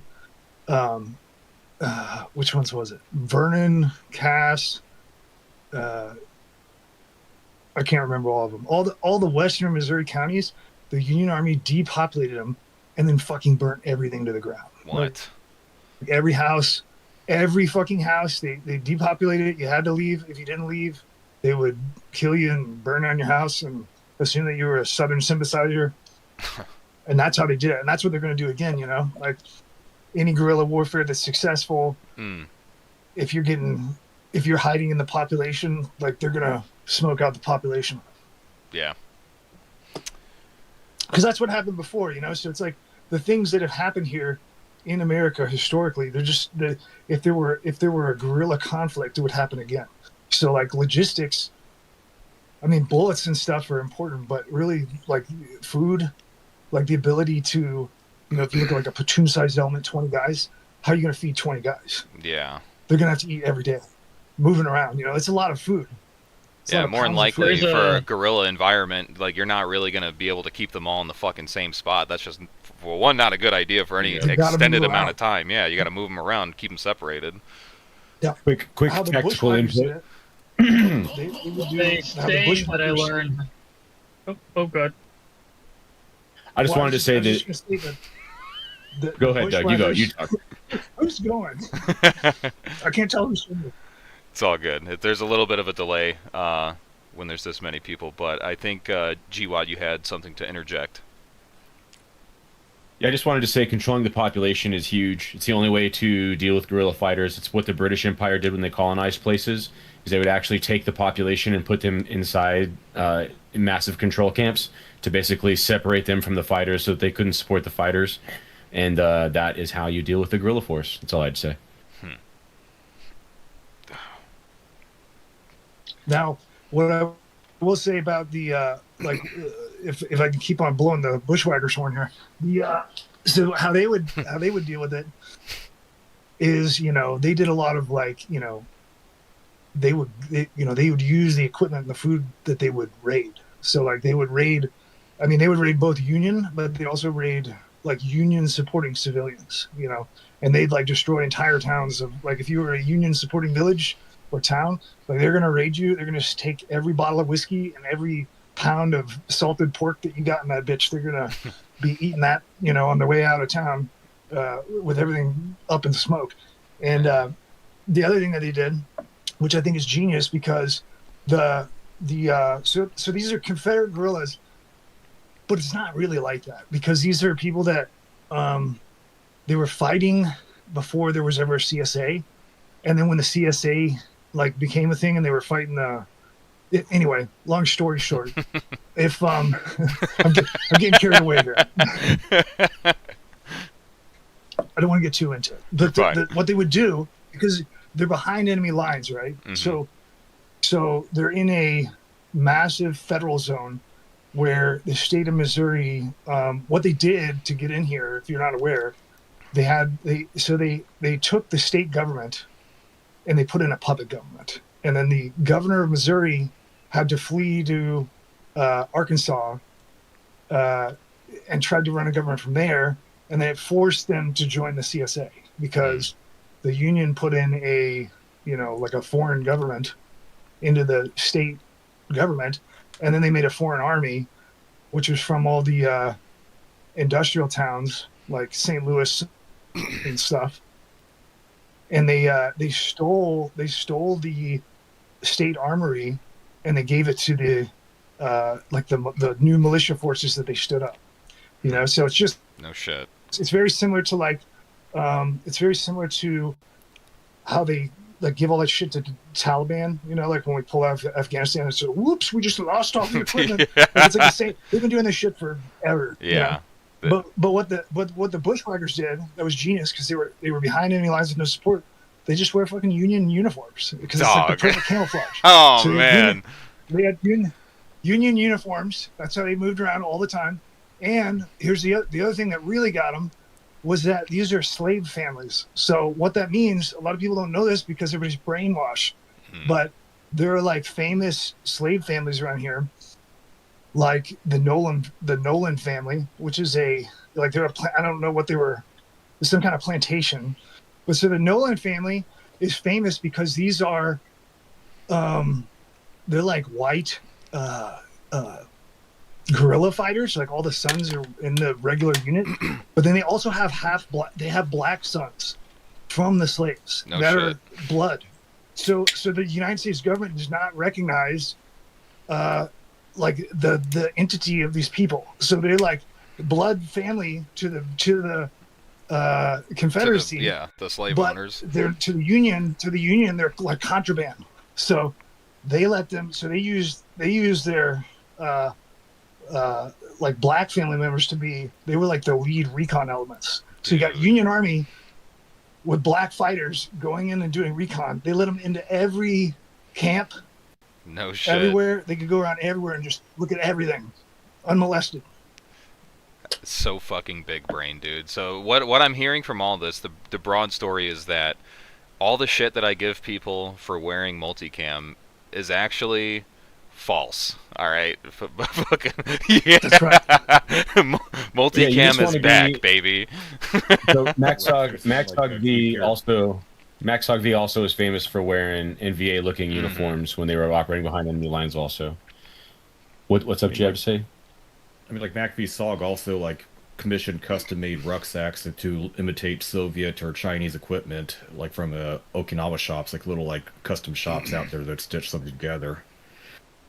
Yep. But probably not a bad idea to, I guess, like keep a shortcut, keep a clean-shaven face, and then then have a rank that imitates whoever age you look like. Oh, fuck. Me and GWAT gonna have to Yeah, police I- up the mustache, dude. IFF is huge, right? There's not. So that's I want to make a whole video about it, but there's times where you want to look like you're a member of your squad, whatever that identifier is. There's times where you want to look like you're a member of the state for whatever reasons. There's times where you want to look like you are not a member of the state for whatever reasons, and you need to have the ability to swap uniforms and patches and armbands and flags and whatever the fuck else to get shot at and not shot at by the correct people when you go do whatever it is you're doing. Yeah, threat analysis. Now, if you're in an environment where you are, like if you're in an environment with a bunch of,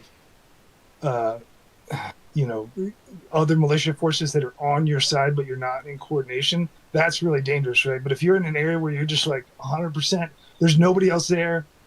Like in Missouri, the CSA fled, so there was no CSA. So it's just like there's huge guerrilla bands that were just operating all the time. So they would dress up like the Union, and it was so effective that, I mean, because it sounds crazy, right? It's like, oh, you're wearing Union uniforms, like that's fucking crazy. They completely got away with it. There are stories of them, like they would just if they ran into a patrol, they would just go up there and just like bark orders at them. Like they wore like Union officer rank. Yep. From dead people, from officers that they would kill, they would wear those uniforms and just go and outrank everybody. And everybody listened, and they always got away with it. Dude, Just roll up what? and be like, "We're a division scouting party. What the fuck are y'all doing out here? You're Yeah. supposed to be over there." Blah blah blah. Like, oh shit! Yeah, Roger, right. Roger. Stand at attention, cocksucker. Know who you're talking to? The fucking biggest dick out here, motherfucker. Dude. Gotta be staff sergeants twice divorced. Yeah. Meanwhile, the dude they think they're talking to got slimed last week. You know what I mean? The reinforcement battalion, Fuck, the dude. consolidated reinforcement battalion. That is an insane amount of fucking gumption that could only come out of Missouri's fucking finest. You know what I'm saying? Other stuff like yellow PT belts, yellow high vis vests, regulation boots, and fleece jackets, and Yeah. and stuff like that. Nasty girl shit. The other thing for preps I started working on, I started kind of putting together stuff for like supporting potential, like if there is fighting in my area. Mhm. It's probably not going to be me because I'm going to probably be trying to survive, but there might be some other young whippersnappers running around here, and they might help. Sure. Right? So I've been thinking a lot about support role of just like being able to, like for instance, I started building I took like a cheap ass solar panel, a lithium iron phosphate 20 amp battery. It was like $50 on Peak. eBay, and I hooked it up to the DC port on a Nightcore i8 charger, Mhm. so you can charge AA's, like rechargeable AA's, rechargeable AAA's, 18650s, 18500s, all that stuff. Yeah. You can charge all that on that unit, and then it's solar powered. So it's like, even if the power goes out, I can charge people's flashlights and shit. Yeah, absolutely. Yeah, no, that's definitely something my particular goon squad I'm happy to gloat about is, we're much more community driven. We have a good amount of community support, where we be participating in the community whenever there's, inclement weather, whatever, we do tree clearing, fucking shit like that. We got fucking, what's the right word to say? Basically like camp kitchens and shit like that. We could feed fucking 250 people. We're trying to set up basically mobile fucking like medical tents and shit like that. I'm working on setting up fucking portable power and things like that. We're all trying to come together and put that shit together, because that's such a huge aspect of it. Because, I mean, unfortunately, when that sort of oppression does come around, it kind of shit rolls downhill. You know what I'm saying? And everybody's kind of standing at the bottom waiting to get hit by it. And if you're able to provide that support, whether it's to ideologically aligned people or adjacent, fucking, it can win the hearts and minds in that aspect, and you can garner some support by saying like, hey, these guys helped keep my fucking lights on, or helped keep my dad from choking to death in his sleep because he could keep a CPAP machine on. You know what I'm saying? Fucking, or they helped me fucking pull my truck out of a ditch. It could be something as simple as that. They helped keep me fed. They helped fucking keep water in my house so that my fucking family didn't starve to death, or that we could wash our fucking dirty asses. Fucking, that shit goes a long way. Huge. It does. This is actually a part of Western culture and psychology. Yes. Even instilled, like business companies and such use this as a tactic to get more from you. But they've done like many studies, right? Like one I think was like, if a waitress gets you extra breadsticks that she's not supposed to, her tip goes up by like 50%, 90% of the time, or something like that, right? If somebody does something small for you in Western culture, it's like a huge, like, you owe them now, and whenever you get the opportunity to do something for them, it's expected of you. It's called castling. It's castling. So is the right word for it. Very well. I mean, like, so you can use that to your advantage, right? Absolutely, yeah. Like you're Iceman said, here's soup, now put on the armband. right. Or even better, if you have to be a decent cook and then also have to be in a command position or team lead position, and then like, oh man, we got to keep the commander alive because he actually feeds us like really good food, and the other guy that might replace him can't cook for shit. Yep. Totally. Absolutely. Quality of life is huge. It is. That we fight so hard in day to day to maintain a high quality of living that we're willing to do, or rather, in today's case, forget a lot of things in order to maintain it. You know what I'm saying? So when that shit gets challenged, if you're able to continuously supply that above average quality of life, especially if there's places where it's been challenged or is being challenged, then you're gonna be a godsend. You're gonna be the wholesome Chungus warlord, and that's something that you should definitely strive for. Not only just grand scheme of things, not just to be like sort of selfish gain or anything like that, but also just because it's kind of the fucking right thing to do. If you have the fucking ability to provide and protect, then you should do that. That's kind of your calling as a man, is to protect and provide. Be a pillar of your own society, essentially. Yeah, it's part of the age shifting role too, which is, as for a viewer, is going to be different depending on who you are, right? If you're 19 years old, you're probably not in a position to provide for a bunch of people, and it is your job to go out there and be the point man on the patrol and kick that door in.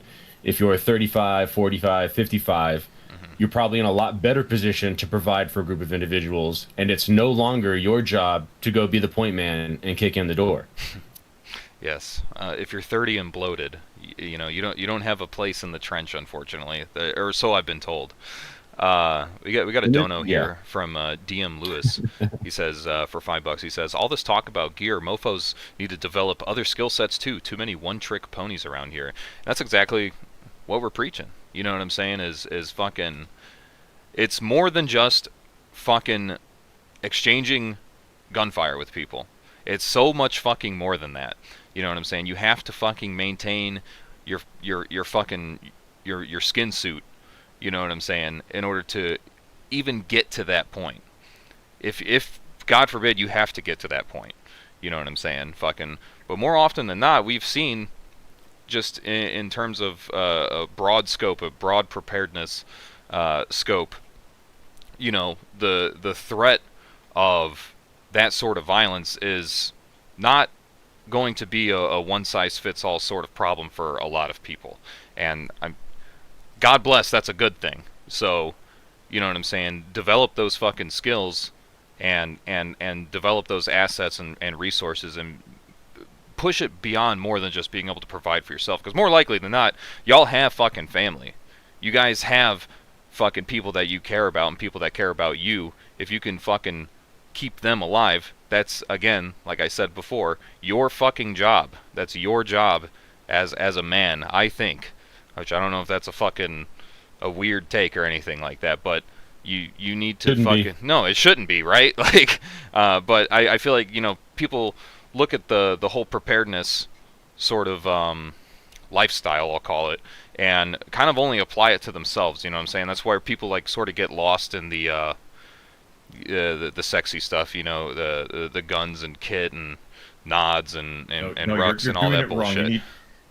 You need to have a 13.7-inch barrel with Yeah. front type base and a free-floated handguard and it has to be a PSA saber. We'll have fucking 14-hour discussions about which barrel length to get, and then just neglect the fact that if the tap turned off tomorrow, we might have a week's worth of water at our disposal, and then procuring water is like a foreign concept to these people. You know what I'm saying? So it's like Dugan, like you were saying, like if you don't have a way to collect and purify water, that is going to be the thing that fucking kills you more than likely. If that's not something if that's not a luxury you have. First thing. The first thing. It will be the first thing.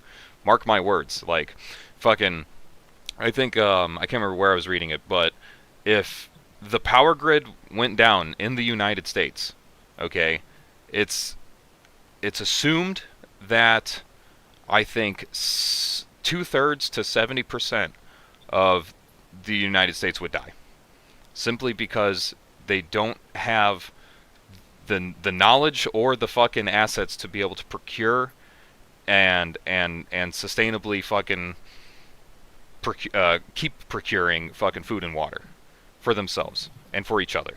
You know what I'm saying? You're dependent on the infrastructure. So if that infrastructure fails, those people are fucked. They're just fucking dead. So you need to fucking really drive that into your fucking brain, okay? The gunfight that you think is going to happen won't matter because you'll die of starvation before you get there. Yeah, it makes up this much, chat. It makes up this fucking much of that pie chart. You guys remember the stream? I talked about it like a month or two ago. Fucking made a cool pie chart and everything. Defense made up like 3% of that entire fucking pie chart because there's so many other things that would fuck you up before you get there. And the half of it was food and water. And the rest of it was like medicine and fucking communications, transportation, and shelter. I think non-survival and no, you're good, brother. Non-survival and tactical related stuff, skills and gear is huge as well. That like this industry kind of just ignores, right? Hand tools, power tools, plumbing, carpentry, electrical, tree trimming, farming, animal husbandry, right? Like can you build stuff? Can you make the electricity come on? Can you get water to come through pipes? If a wall falls down, can you fix it? Right? When the phone doesn't work to call whoever to come over and do the thing, can you figure out a way to get it done? Yeah. Can you create or can you only destroy? That's kind of how I look at it. You know, we spoiler alert, we were made in the image of our Father, and our Father's a creator. If you can't create, then you ain't shit, dog. You know what I'm saying? If all you know how to do is kill, or that's the only thing you train to do, then, I mean, you're going to live by the sword and you're also going to die by it. So be good at fucking creating. And that's something that's a skill that basically anybody can learn, because people who had much lower of a fucking IQ were able to fucking keep you, people like you alive. You know what I'm saying?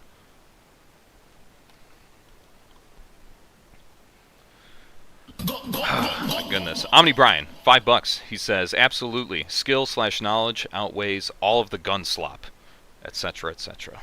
Absolutely. Couldn't agree more. Fucking, yeah, let's see here. What was the next talking point that we had here? Differences? So, somebody in the chat a while ago asked about caches. I think that they're definitely like very late stage, right? Like if you've got all your stuff, even that tip of the spear, right? You've got nods and all these kinds of things. You've got a way to talk on radios, a way to see at night, et cetera, et cetera.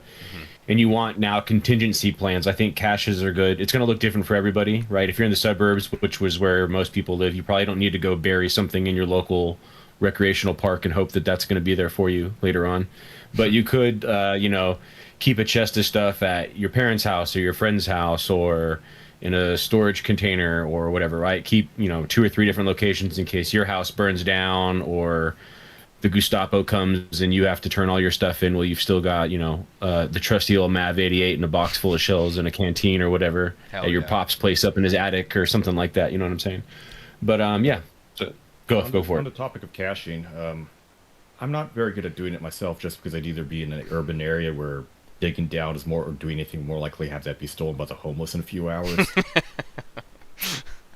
or everything would just get like bulldozed and then all of a sudden a big asphalt parking lot for a mall that gets put over it. Yeah.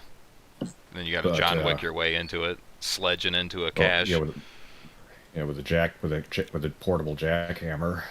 But for Security Guide 42, we actually did how to set up caches, how to bury things, and also follow through and digging it up 2 years later. It's very in depth and it's an excellent way. Or also alternative things such as burying toilet paper and soap and dishwasher and dishwashing powder. Yeah, it's beyond more than just defense stuff. You know what I'm saying? I think for caches, what's more important is having a black and gold.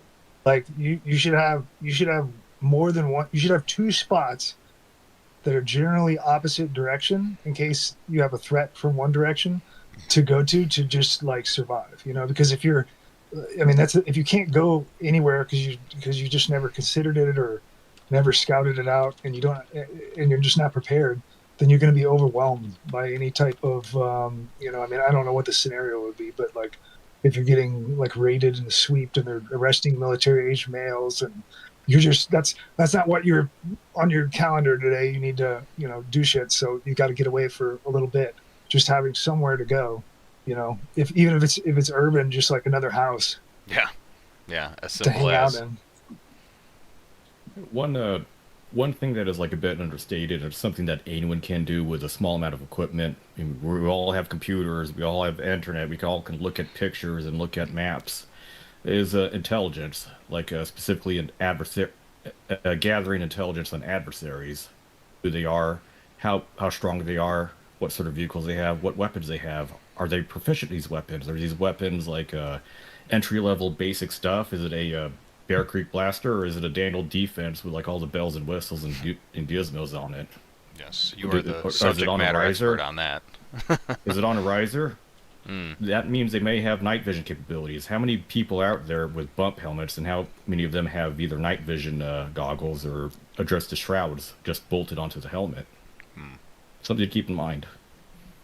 And that goes back to if you're if you're an old fag, then maybe you can't fight, but you can definitely provide intel, and it's going to be way less risky. The goal, the trick to remember for guerrilla warfare or for any type of resistance where you're an underdog fighting a superior force or resisting a superior force is that you want to live to strike thrice.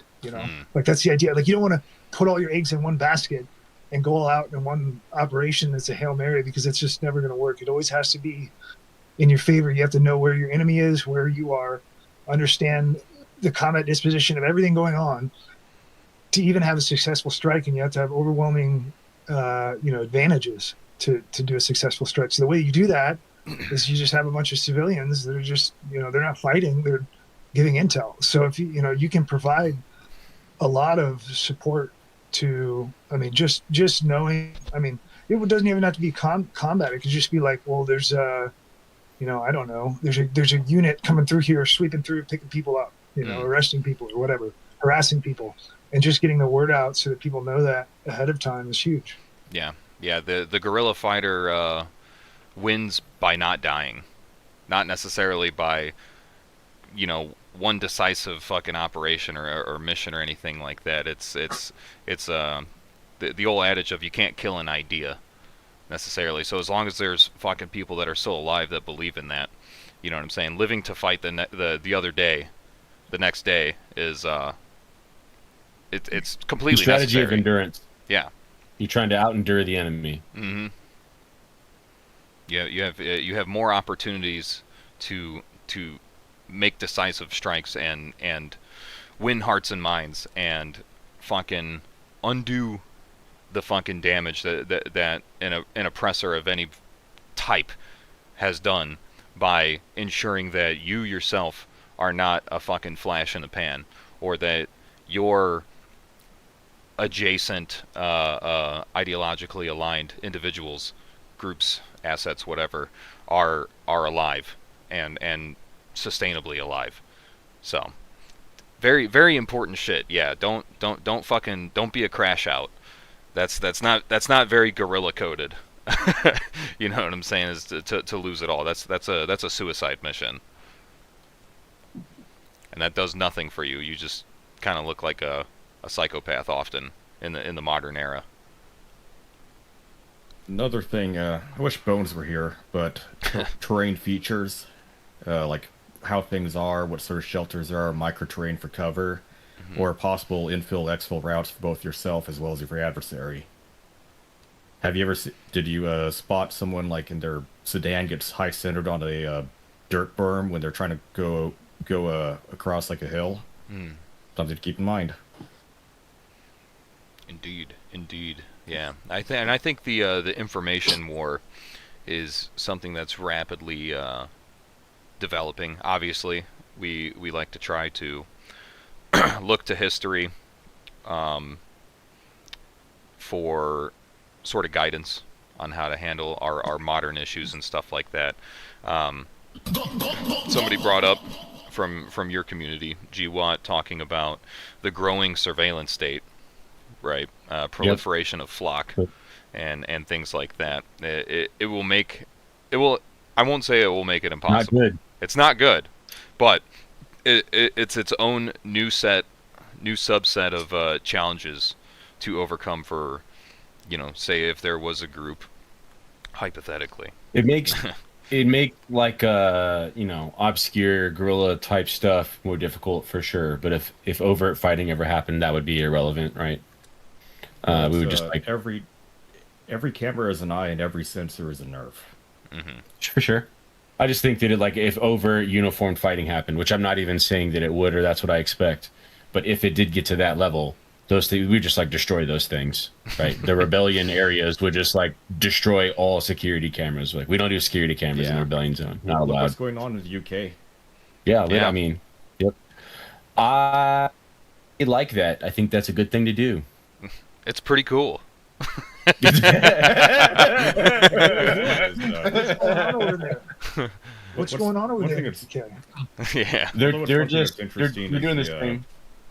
It is like how the role of the combat cameraman, and this can happen both in traditional Blue Force. So you have your combat cameraman MOS, your 25 signals MOS, following troops, documenting green 4, editing videos, and then you have where someone just bolts a GoPro to their helmet.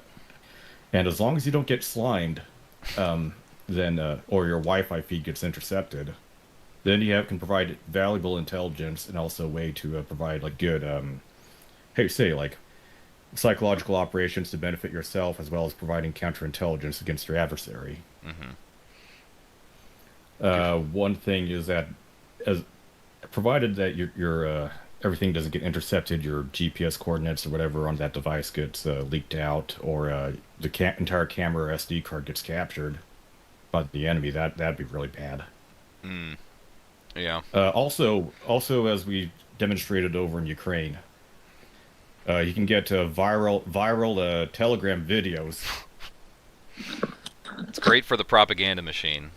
You know what I'm saying? Yep. Or interesting anecdotes of like, yeah, if you have like 5 dudes magged up an AK-74 into a porta potty, you can't kill somebody. Yeah, gee, who would have thought? You know what I'm saying? No, I think the lessons that have been learned from those like drone footage and helmet cam footage and stuff like that has been like insane. It's changed so much of, it's led so much development for like modern combat, I think, that it's been no risk to us necessarily. I think that some people have kind of taken it a little too far, where you start to see people.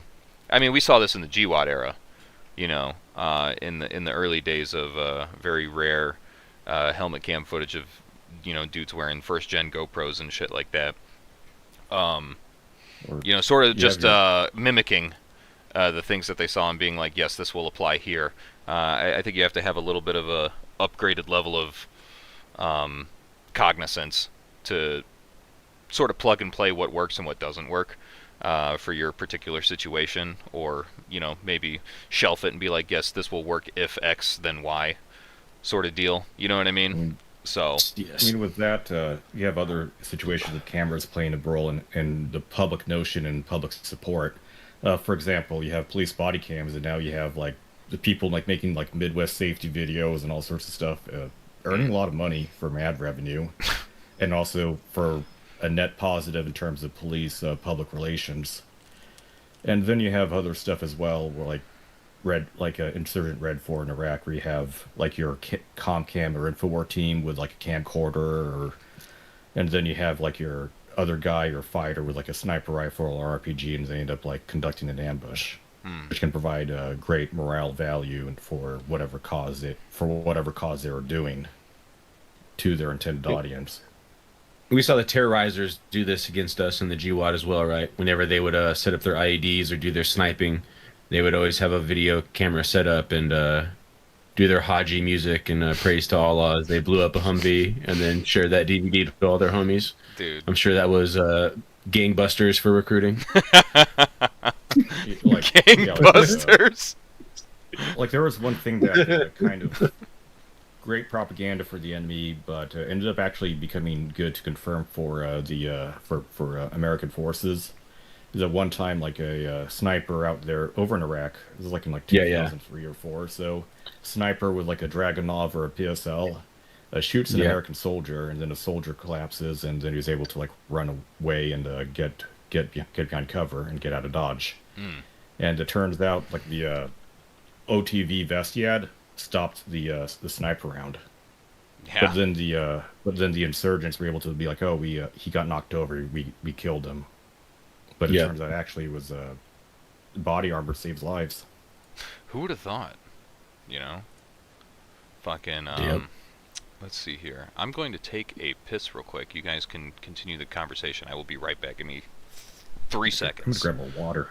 You had a super chat. Somebody was talking about pooping, and I've seen a few people mention this as well, talking about doing cat holes. Right? I got a poopy and it's the end of the world, and I'm out in the woods. I just dig a hole, poop in it, cover it up, walk away. Yes, that works if you're on the move and out walking around and stuff.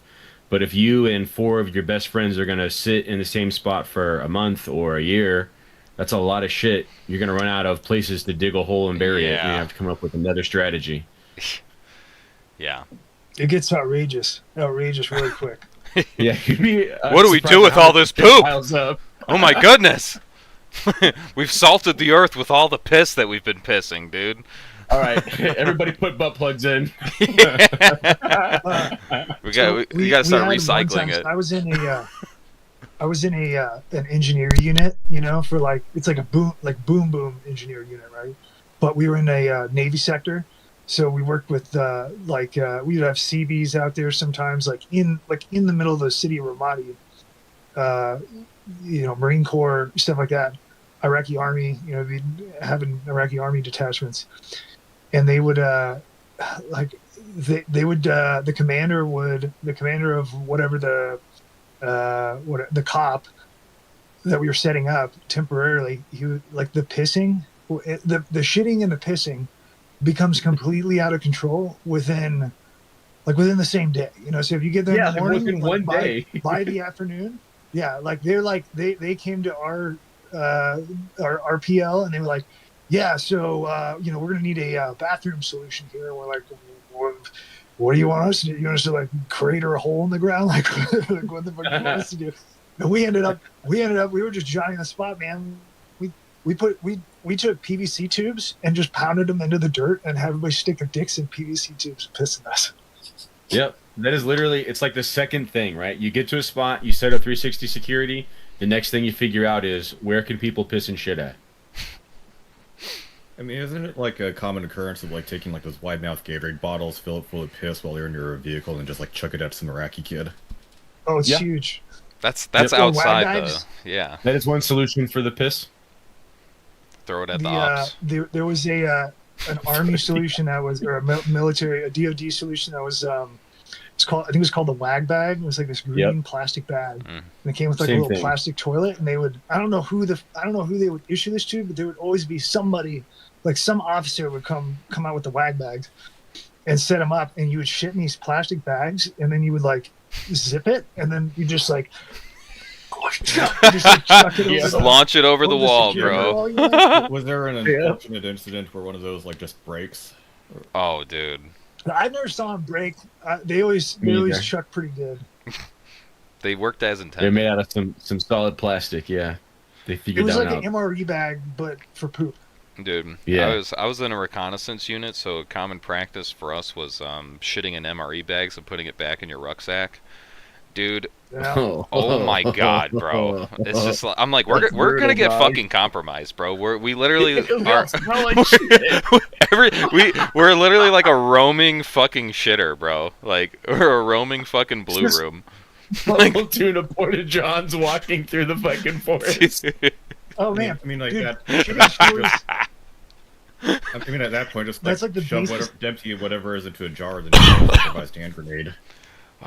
You really know who's been in the shit, because they're gonna most of their stories they're gonna fucking forget about everything with their PTSD and TBI and shit, but they're gonna remember all the shitting stories. Dude, because the shitting stories are the craziest, man.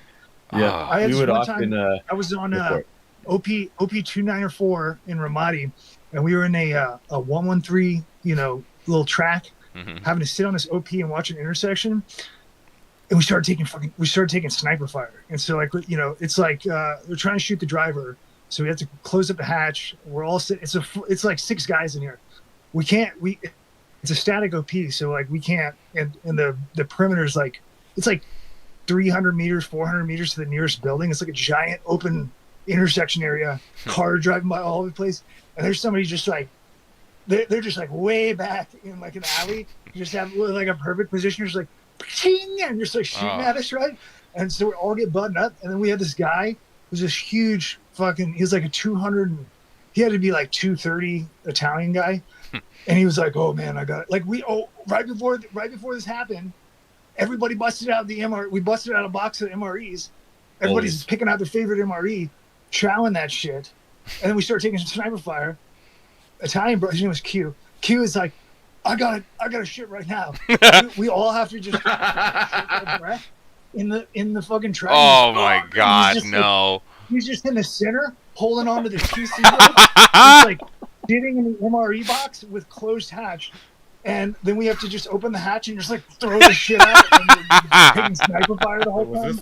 It was crazy. Was this around a time where everyone like had to carry mop gear around them? My god. No, we didn't have to do that. We actually did have we had a chlorine IED went off one time, but it didn't hurt anybody. Yep, dude. And that's what war's like, kids. Not like the Osama bin Laden raid, but like that. Watching your best friend take a shit. right in front of you, and then throw Dude. that shit outside of the armored vehicle. I mean, that's Another combat. shit story. I got another one. Shit story coming up. Incoming. Dude. Okay. PL, no, it's platoon sergeant. I'm out on a mission. Platoon sergeant is like doing this little, buddying up with the Iraqi army and shit. They kill a goat. Okay. They cook a goat. Mm. I don't know what the fuck my platoon sergeant was thinking. He comes. I'm doing like medevac duty, so I'm like stuck in an APC. I'm on driving duty. Like I'm there just to evacuate infantry. Anybody get shot? Platoon sergeant comes up. He's like, hey, eat this goat sandwich. I'm like, I don't want that This goat sandwich. He forces me to. He's like, you're gonna eat it. Just eat it. Don't be a pussy. And I'm like, fucking fine. Give me the sandwich. Fucking eat this thing. And it is like July, so it's like 110. Like we got some Gatorade and shit, but that's about it. And we're just like sitting out there sweating for Gatorade. it's like multiple fucking days. I get pure like double vision stars. Oh, Start what? like spray painting the fucking ground with Dude. turds and stuff. I'm like, I had to kick open a garage door, like some Iraqi house, just like, kicked open the door with a PL and just I'm like, pull security, shitting on the floor. And then I got they eventually it took like 2 days or like a day and a half of being sick, and they're finally like, okay, we got to rotate this guy out. So they put me back in the base. I wake up the next morning, go to the Porta Johns on the cop that's across from Corregidor. I fucking go to the Porta Johns. Somebody starts shooting at me in the fucking Porta Johns, dude. It started just get like locked in the Porta Johns. Leave me alone. For like half hour they're shooting, and then I'm like sprinting back, in like my PT clothes. It's just like the whole fucking war is like that, Dude. Yep. Catching me at the worst fucking possible moment. Why don't you? Oh, it's Fucking rat horrible. bastards. Fucking Yeah. My somebody. shit really good though. Somebody in the chat was asking, and I have a relevant story for this. T Swift says, "What if you have to goon? What if you have to crank the hog?" All right, Yeah, you just jerk off, dog. listen. All right, funny ass story. Fucking this was this was at fucking JRTC. So like the way many of you probably know, fucking the way like a light infantry reconnaissance element usually works is you have a hide site and a serve site, right? And we'll rotate dudes in and out because they often get fatigued from being on observation for so long. So we were getting ready to rotate dudes out of our serve site, and fucking so like when you go up to the serve site, like you gotta like low crawl, like very meticulous, fucking trying not to get fucking caught doing anything, maintain low profile, dude.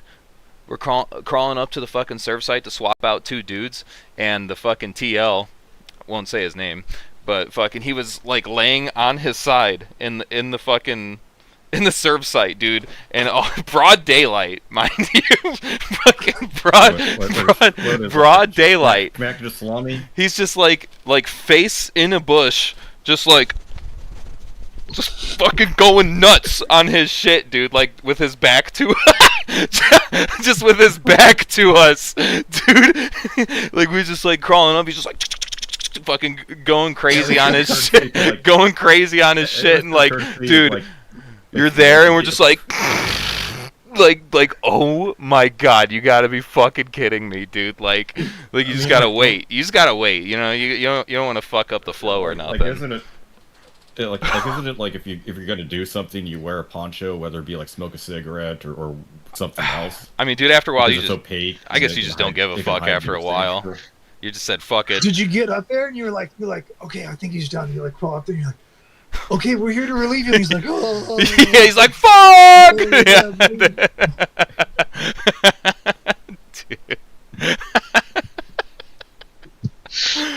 Oh my god, yeah. No, that was catching homie mid-stroke was definitely that was a life-changing event for me, honestly. I was just like, you know what? Calendar, huh? You just gotta let the man be at that point, fucking. You don't want to fuck up the fly. Like, it already sucks. There's no need to make it suck more.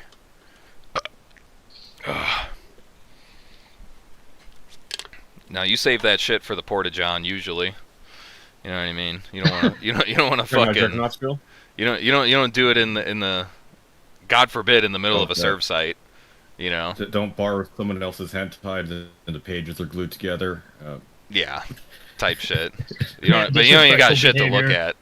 You're looking at like leaves and stuff, trying to make fucking art happen. You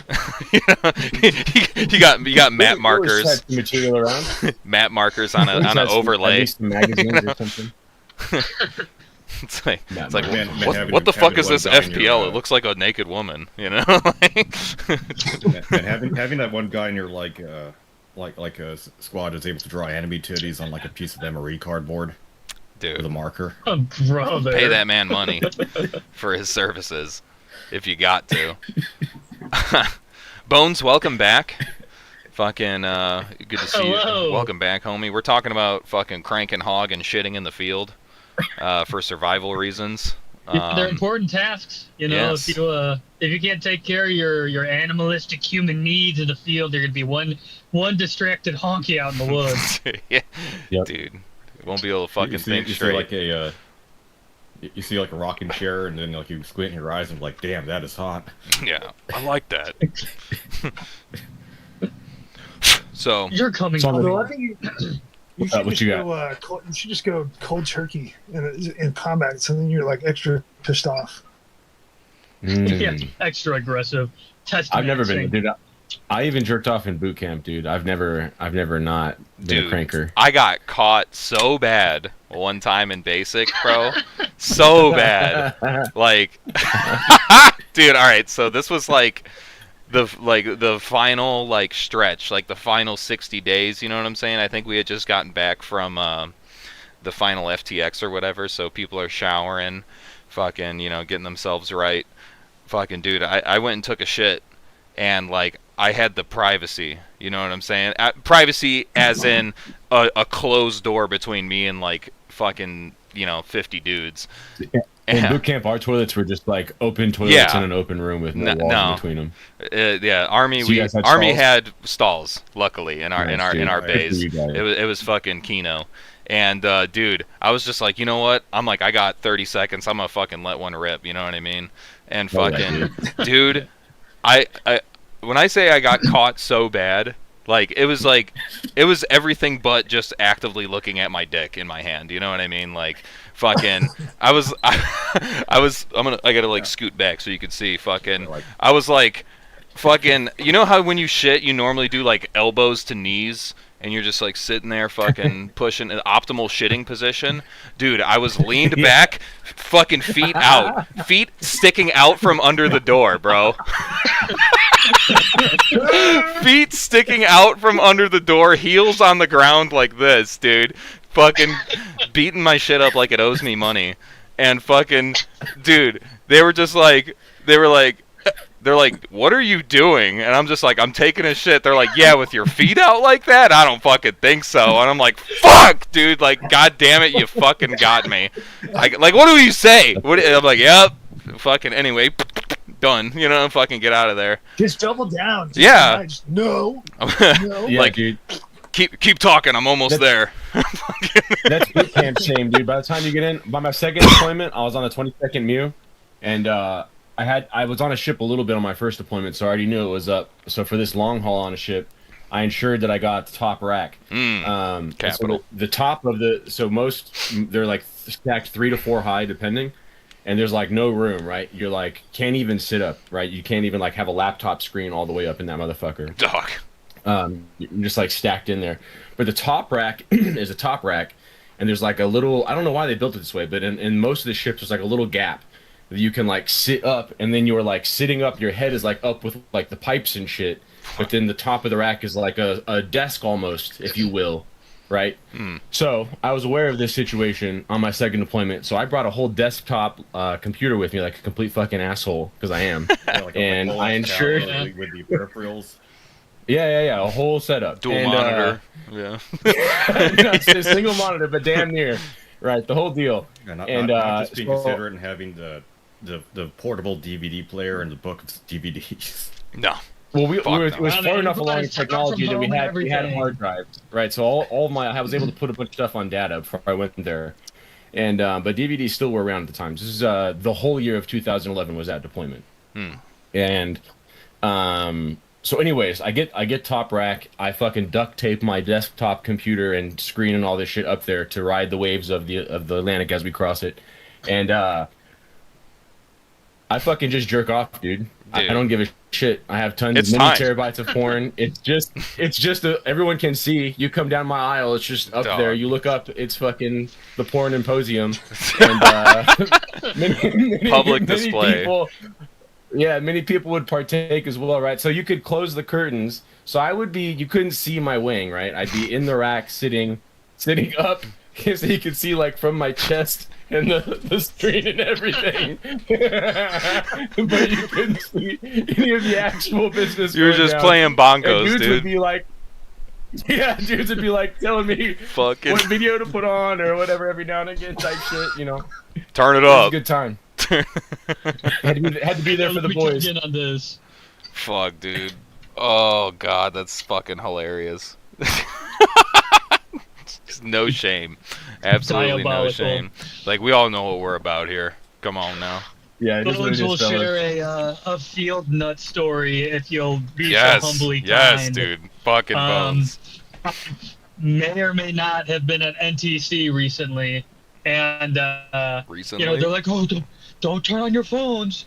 Op4 will track you. They're gonna fucking pipe bomb your mailbox if you have your phone on in the box. And I'm like, yeah, okay, whatever. So I brought it and I left it off, and we like 15 days in, we're almost done, and they're like, hey, we're on a pause X right now. You know, we're taking a break, okay? You know, like we're still in the field, but like Op4 isn't hunting you guys. We're all good. And I'm like, oh, okay, all right, cool. Bet. And asked the FC like, hey, you know, like, are we good to turn on our phones if we got them? In theory, in Minecraft, if I had my phone. And he's like, I don't give a shit, man. He's Hell like, yeah. well, I don't care. He's like, I'm not the one tracking that shit. And I was like, oh, okay, bet. So everybody went to bed, and we're all living out of or not an LMTV. We're living out of a high back Humvee. So we've got like a Humvee that's got like the two benches in the back. Yep. Soft skin. And you know, I boot up my phone and I slip out into the open desert where I'm searching for signal, trying to get it. Finally, I get it, and I'm like, okay, I can't move now. So I like Yeah. slowly like slink down into the ground and just lay in the sand and just crank one out in the like that's just open Before desert. the Like, it's cosmos, man. kilometers of It's wide out in the straight, yeah, open. open desert. Proned out And, tactical jerk. Dude. Yeah, I just kind of threw that shit over my shoulder and then put my phone down and was like, "What am I doing right now, man?" Man. Down Being a horrendous. fucking filthy animal, but it is what it is. Like, damn. Really do be like Yeah, that. that's Yeah, just like every single life decision I've ever made has led me to this moment. Just letting it all hang out in the sands of NTC, like 11 o'clock at night, just existing. Fuck. Chromosome asks for $1.99. He says, "Is C4 vegan? Like the compound? Wait, like C4? like the pre-workout powder? Yeah. I wouldn't recommend eating it.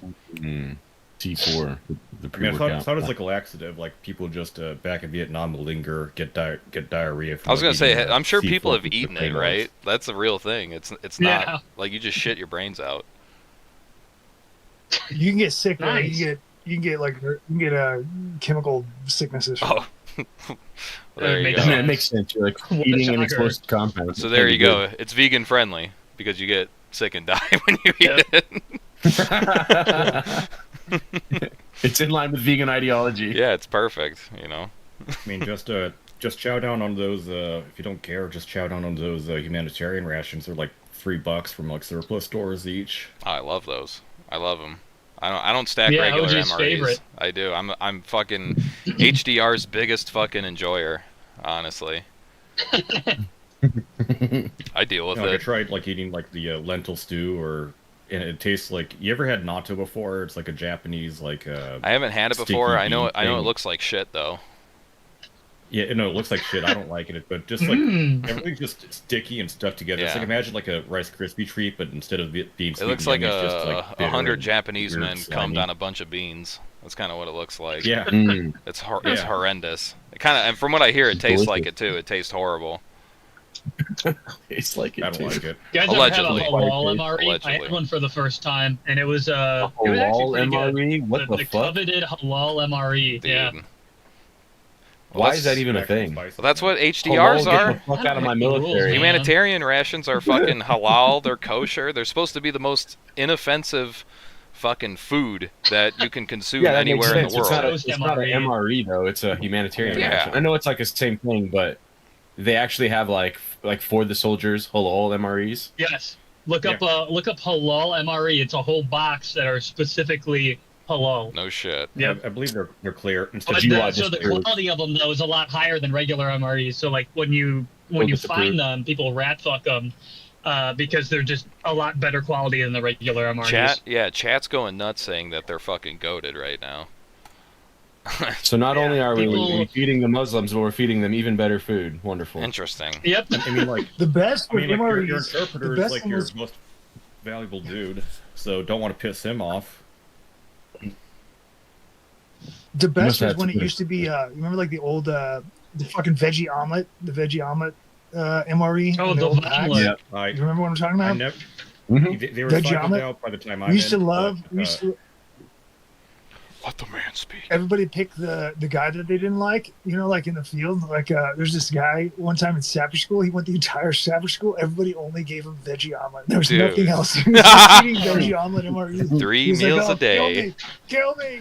That's I brutal, went man. to- like I went back home from like basic training. It was like Christmas time, and I gave one of my friends a like an old ass veggie omelet when I found it in an army surplus store in town. Like, here you go. I brought one back for you. It's the worst. Dude. Fucking, He hated I don't know it. what they were thinking. we got a question from the They chat weren't here. probably. Fucking, Yeah, chromosome. wasn't it like It was that? the guy like that made the, the ACU. The veggie omelet. like it wasn't it like the K&D and the snacks and everything is like excellent, but the entree is just total ass. Just how it goes. That's It's all usually how MREs. that goes, yeah. Fucking, well, the vegan ones were always, or vegetarian, whatever. The vegetarian MREs always had the best snacks in them. But the fucking entree themselves fucking blew dick for fucking beer money. They were fucking terrible. But, like, you were always, Do I, you're getting sour Skittles or some shit, you know? It's just like, oh, yes, this is what I really wanted. do you ever... Chromosome horror, he said something. Yes, he has a question for the panel here. He says, have you ever caught the enemy doing something hilarious? Seen the ops This doing is- something crazy. It's one of those things that think. keeps getting passed down from generation to generation. It was like viral videos before the internet was a thing, but somebody like back in Iraq in the 2000s on like the thermal camera of I think Bradley, it was like two dudes like Eiffel Tower and a donkey, Oh my god. Mhm. Bro. and they're viewing it and they reviewed it. I never through, saw like, anything thermal like that, but I camera. heard about it. That's like a I normal don't day have in it Iraq, because dude. It was never sent. I never got the file, but it was like literally like two dudes like Eiffel Tower and a donkey, and then like someone overdubbed like the music, animals like you and me, baby, we'll do it Oh, like yes, the animals, Bloodhound Gang. like we do in Discovery Channel. Yeah, So yeah, I was never like on the big cameras like that. So what those are is, I mean, I don't know what that exact video was, but what my experience was, every base basically put up this huge blimp that was tethered to the base, way the fuck up in the sky, and then on that blimp was like all the best cameras that see in all the different spectrums of whatever that existed. And then so we could fucking James Bond satellite spy in on everybody in every spectrum ever created or whatever. And so those dudes would always be like, oh yeah, these guys are fucking animals and shit at night all the time. But I was never myself Yeah. like on the cameras watching it go You down. only heard about it later, if anything. I only heard about it post action, so Yeah. I don't know how much truth you want to put into that. But yeah, I'm sure they were definitely fucking little boys. They weren't hiding that very well at all, or even trying to. Yeah, I heard stories about that from dudes who were over there. That was pretty tough to get You know. through. Yeah, I Not in mean, army operations, but but in glow sprite operations, the enemy does more disturbing stuff than funny. Yeah. Yeah. Here in It's the disgusting United and States, deplorable. you know? weird shit. It's weird. Fucking gay sex freaks. Oh yeah, you've seen what Oxide's up to? No. I don't know what he's doing anymore other than flying helicopters. Oh well, he's a self-published porn publisher. Good. Good for him. And Great. he admits, like, doing Well, I drugs, heard about on his video social that got media. leaked where he's at the furry convention getting his back blown out or whatever. No, it wasn't Ah. a leak. He publicly posted. No, on it wasn't a leak. His Twitter account. Oh, It was just a post, not a leak. And Damn, I thought it was. I thought, Oh, Yeah. you have tattoos on your arms? Oh, that's a very distinctive mark. Yeah. I can't beat those allegations. Yep. Fuck, dude. Same clothing and like your army issue, like undershirt and skivvies. Yeah.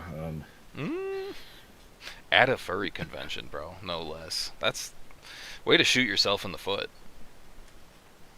Or no, shoot yourself in the back. Yeah. Way to shoot yourself in the male G spot, bro. forbidden Oxide. question. Dude. Yeah. Horrible day to have eyes. All I right. love the internet. Let's another thing one of my dudes brought up to ask was the differences between conventional and unconventional warfare, such as composition, strength, weakness, reporting structures, logistics, etc. Yeah, I'll just go ahead and kick it off. I Yes. think they're a complete inverse, right? So what is the strength going to be the weakness of the other, and vice versa, right? So conventional warfare and a conventional military is going to try to use like large mass of force and a large mass of violence, right? So even if we're trying to, like, America fights a maneuver style warfare, right? We try to like move people around quickly, which is kind of the opposite of like big troop movements, marching along, but we still fight by amassing force and violence, right? We might descend upon you quickly, but we're descending upon you with a barrage of artillery and 100 or 1,000 guys, not 2 guys and 1 bomb, or 2 guys and a rifle, or whatever. And then so you can't hide. Being sneaky is very hard, so on and so forth with conventional warfare, right? Even when you're like in your safe base, you have to be safe through force and violence, right? You have 240s faced out everywhere, and you have mortars that are pre-planned targets and all that. And so if anybody tries to attack you, you're going to use violence to stop that attack. You're not ever necessarily like hiding or being sneaky or anything like that. And then guerrilla warfare would be like the exact opposite, right? You don't have the ability to mass force or violence on anybody. You survive by mobility and surprise and being sneaky and things like that. The guerrilla fighter's logistics are going to come from the land or himself, whereas the conventional military is going to have to supply or bring in all their own logistics, so on and so forth. So, anybody else got stuff they want to talk about? I mean, like, depending on the stage Good. I mean, like, depending on how the stage of things are going, in terms of, like, say, the goons, is that there's also civilian considerations. You also have local law enforcement and federal law enforcement considerations to have. So don't do ops, break the law, and then you and your boys end up getting like shot or jailed by police. I've got this other direction from that. So I think, in my opinion, everything, power, water, modern infrastructure is pretty much developed post World War II. Like on the East Coast, it's earlier, but most like the area that I'm in, they didn't get plumbing and stuff until like the 1950s. So like all that stuff is pretty new in terms of seeing how it will work out in a conflict. But I can really see things getting out of, like, I can see, for example, so if there was some kind of conflict, you would probably have a force, some type of more conventional force amassed using a city, so they're going to use the infrastructure of the city. They're going to come into the city, use a building, use the resources of the city to, launch whatever their plan of action is going to be. So they're going to be, whether the population wants them to be integrated with the city, they're going to be integrated with the city. So what that does is it sort of naturally selects any guerrilla force that is going to be engaging them is also going to be engaging the city, because you're not going to be. I mean, everything that the city provides to them is an asset, and so you end up. It's almost like I mean, you're just naturally selecting this conflict to go that way with everything being so interconnected. So I think you could get, like civilian populations in cities. It could be like I mean, you could even use it as a screen. If you create total chaos in a city and then people are evacuating the city unplanned, they're fleeing the city because of the chaos. Well, that makes it really difficult to isolate and track down a fighter, like a guerrilla fighter that is hiding on the outskirts of the city or whatever. If there's people running around fleeing everywhere and everything's chaos and everybody's raiding stores and stuff, it's going to get really difficult to command and control.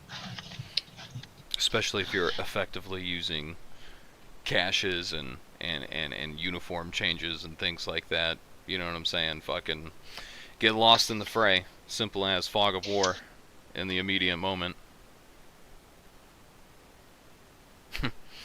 Pay the Snuck says, I know Doog could put together a mean FPV. Very good. Respectfully. Yeah, no. I mean, the differences between conventional and unconventional, I mean, fuck. I feel like even on the large scale, what we determine or what we know as conventional warfare is something that's becoming more and more of a thing of the past, I think. I think conventional warfare in the modern era between, the superpower fucking militaries, the big three,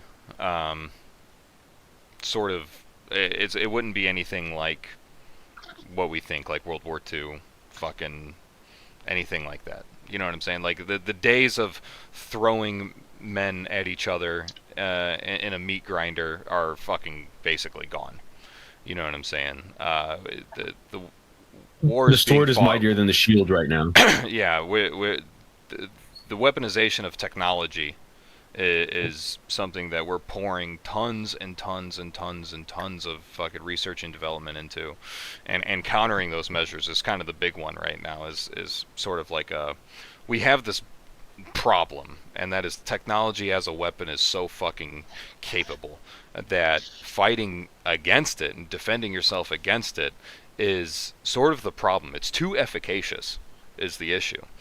And this is speaking purely, I guess it could kind of go both ways with conventional and unconventional, but you can leverage, as a guerrilla force, you could leverage things in your favor, unless, the opposing force, the overwhelming force is one that is just on a fucking genocide, which they won't be.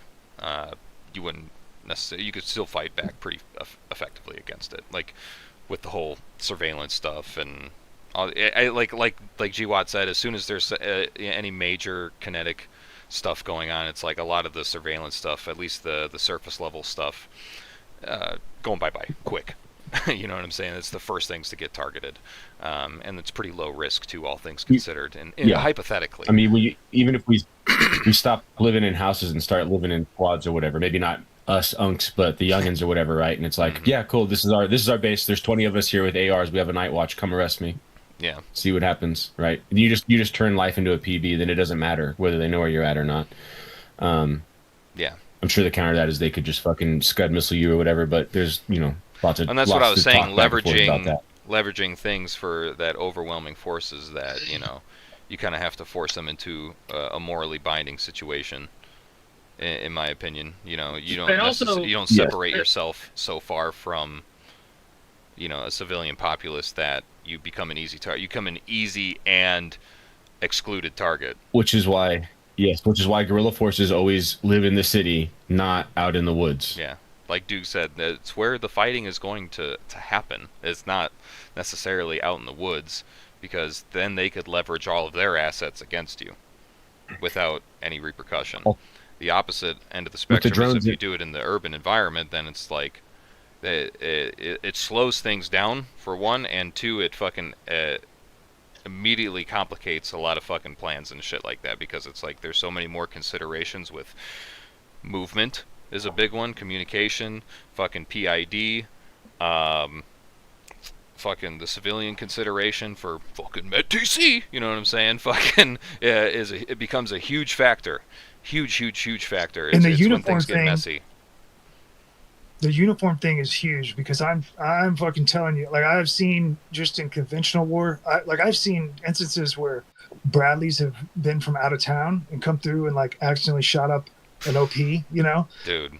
And that shit is just so fucking confusing, and the news of that just like reverberates through everything. It's like poison. It just like soaks into everybody's morale. You know, like, oh, we got lit up by our own fucking tank or whatever. So if you're a guerrilla force leveraging an enemy uniform so that you can move through the area, like you could have the slickest dudes with all the intel watching everything, and they can watch you when your unit go across of a street. You know, you're making a movement, and they observe you, and they're going to be like 80% sure that you're a guerrilla force. They're not going to fucking engage. They won't. You Because they don't want to take that risk. They won't. They don't want to take the risk, and it's like that every time. And I mean, there's historical examples of this. Like we go back to the Bushwhackers. There's like a famous incident where they raided what was it? Oh, Lawrence, Kansas. So they raided Lawrence, Kansas, which was like a Jayhawker town. Went through there, fucking killed a shitload of civilians, and they had to cross all the Union lines from Kansas to Missouri. So they got observed by like massive Union forces.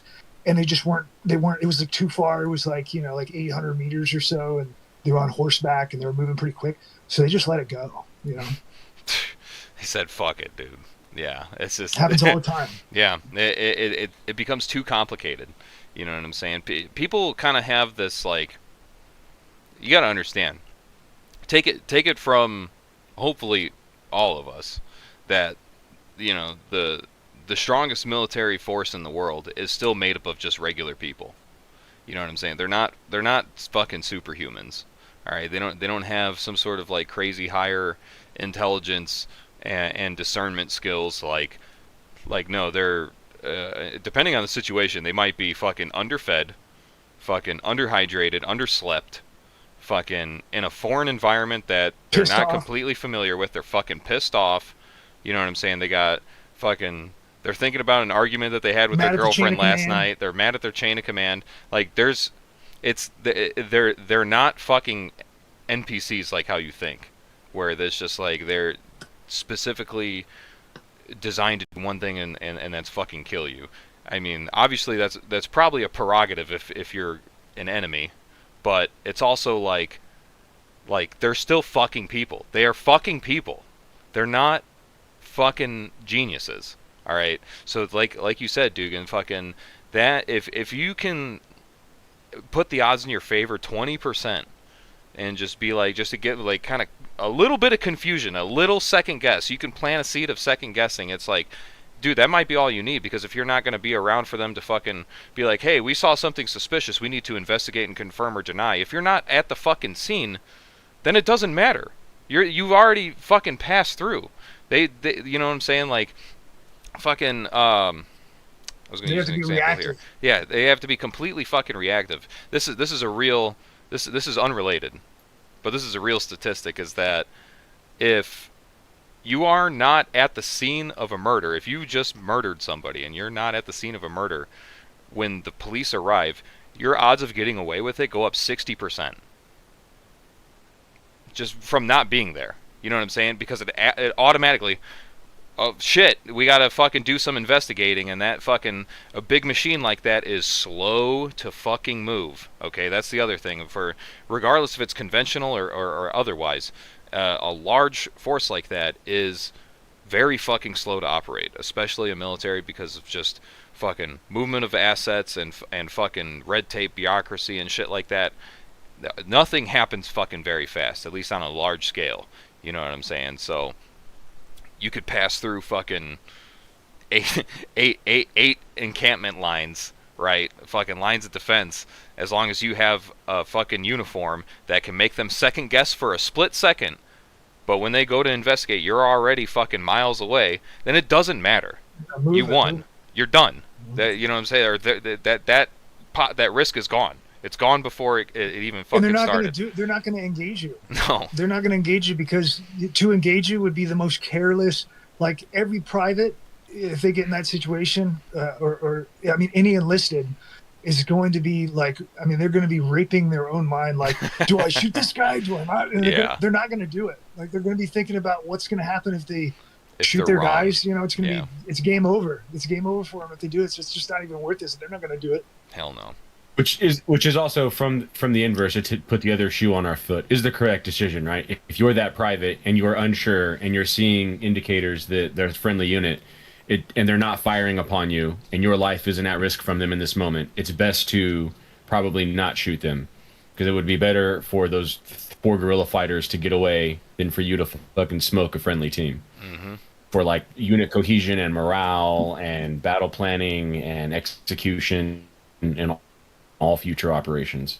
Yeah. Especially if it's like already happened. Which is why it's an effective tactic. You know what I'm saying? Like that propaganda machine, you know, that sometimes they do it to themselves. Like you said, they fucking fucking green on blue or green on green fucking event happens, and it's just like everybody's gonna be fucking trigger shy. And be like, whoa, like you got to be damn sure. Engage. Do not engage unless engaged. You know, I just came up with positively a- engaged.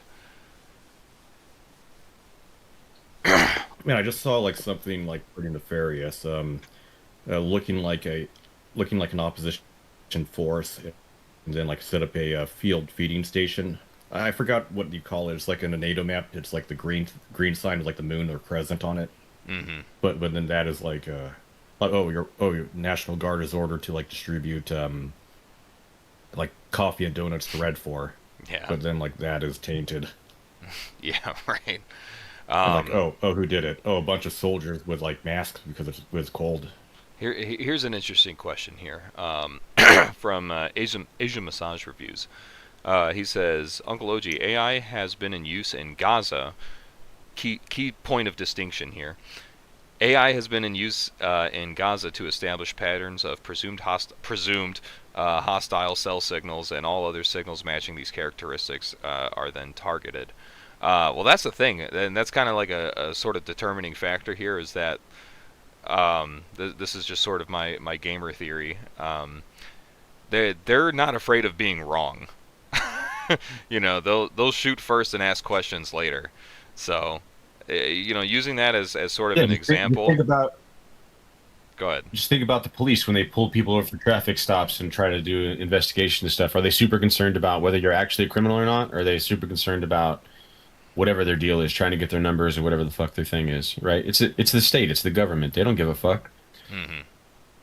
Yeah, no, Really we're comparing a genocide, basically a fucking holy war genocide, to American v. American, hypothetically.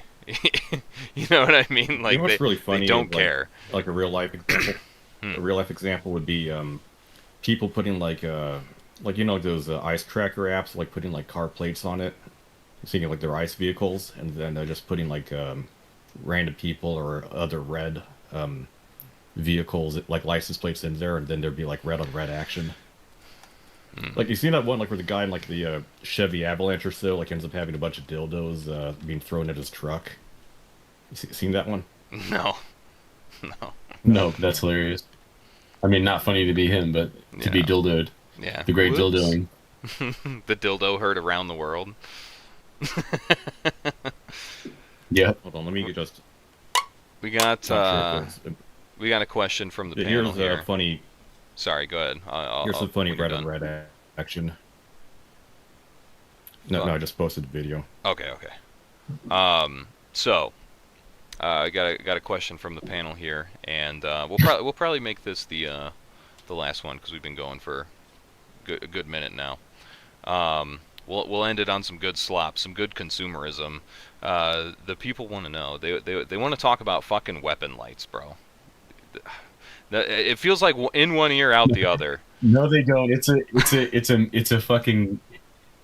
You're getting trolled, but it's okay. We can talk about them. Am I actually getting trolled? Yeah. All right, well, fuck them then. Yeah, we ain't for talking sure. about it. Fuck these guys. I hate these guys, man. They're fucking plotting against me. trying to derail the It's an damn inside show. joke in my fucking Is it? Discord. I was gonna say that makes sense. Yeah, it's like the endless talk about gear, like whatever barrel length or this We or that. gotta It's talk about the lights, joke bro. with weapons, like We gotta yeah, talk what weapons about like should I get? Looms or Candela? Fuck you, Northern Enjoyer, you rat bastard. Fucker. That's funny as hell. Goes to show how active I am in there. I'm not privy to the inside if you jokes. if you want to have something else that might be a troll, but possibly not. Somebody asked me to talk about the warrior mindset. Ah, yes. If you want to think of a non-cringe way. I'll try. I'll go ahead and start. Go ahead. Yeah. You sound not super hyper cringe. The big thing for me is personally, and there's different strategies, but was the embrace the suck strategy, which is it's like Buddhist mindset. Suffering comes from the desire for things to be different. Okay, right? So whatever, it's cold outside and you're outside for a week or a month or a fucking year or whatever, right? Stop being like, it's so cold, I wish I could make a fire. Well, you can't. So the end. Stop thinking about it. It is cold. Yep. Next thing to talk about or do. And that'll really help minimize the suffering. And then in like kind of a similar esque way, how I dealt with the threat of death was just like pre-killing myself, right? So now I'm not worried about like, oh, my whole life and what am I going to do, and I don't want to die because I have all these things I'm trying to live for. I was like, I'm going to do this. It's probably going to kill me. No need to worry about that. Let's just go take care of business now.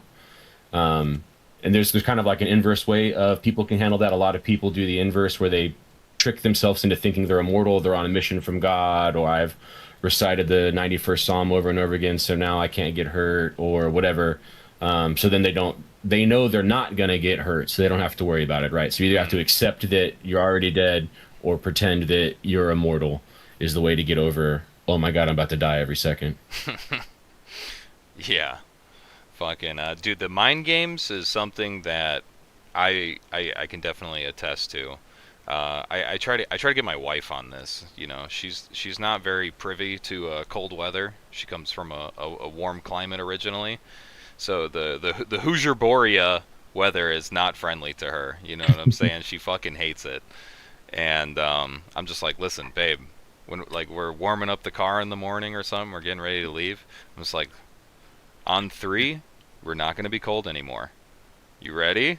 Hey, like we're gonna do this now, and 1, 2, 3, and she's like, why the fuck does that work? You know what I'm saying? I'm like, because you're just telling yourself that you're not actually suffering when you're suffering. Like, it doesn't matter. It's a physical response to a fucking physical stimuli. You just don't think about it, okay? It's as simple as that. Like, no, the fucking, I guess to make it more cringe. All right, I'm gonna add a layer of cringe to this.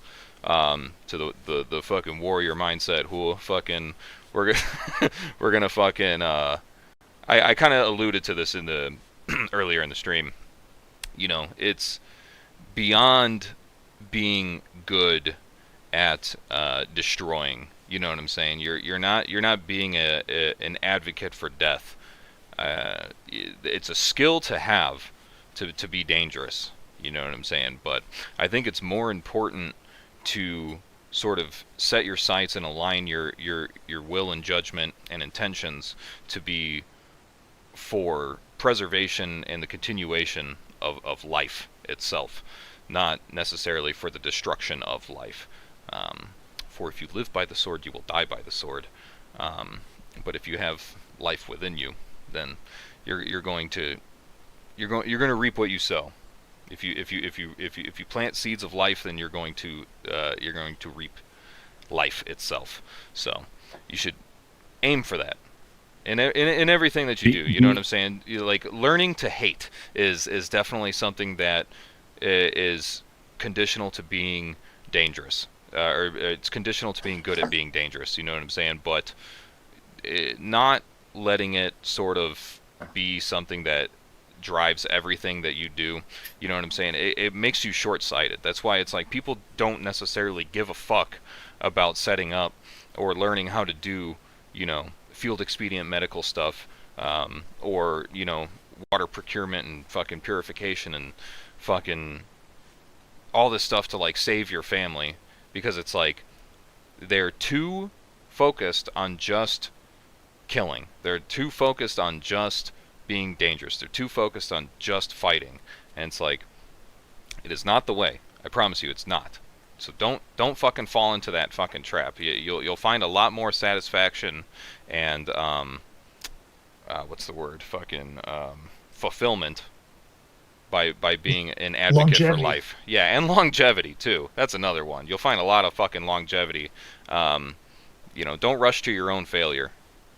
Be an advocate for life itself. That's important. Be a warrior in the garden, as it were, or you know what I'm saying. Instead of the adverse, you don't want to be a gardener at war.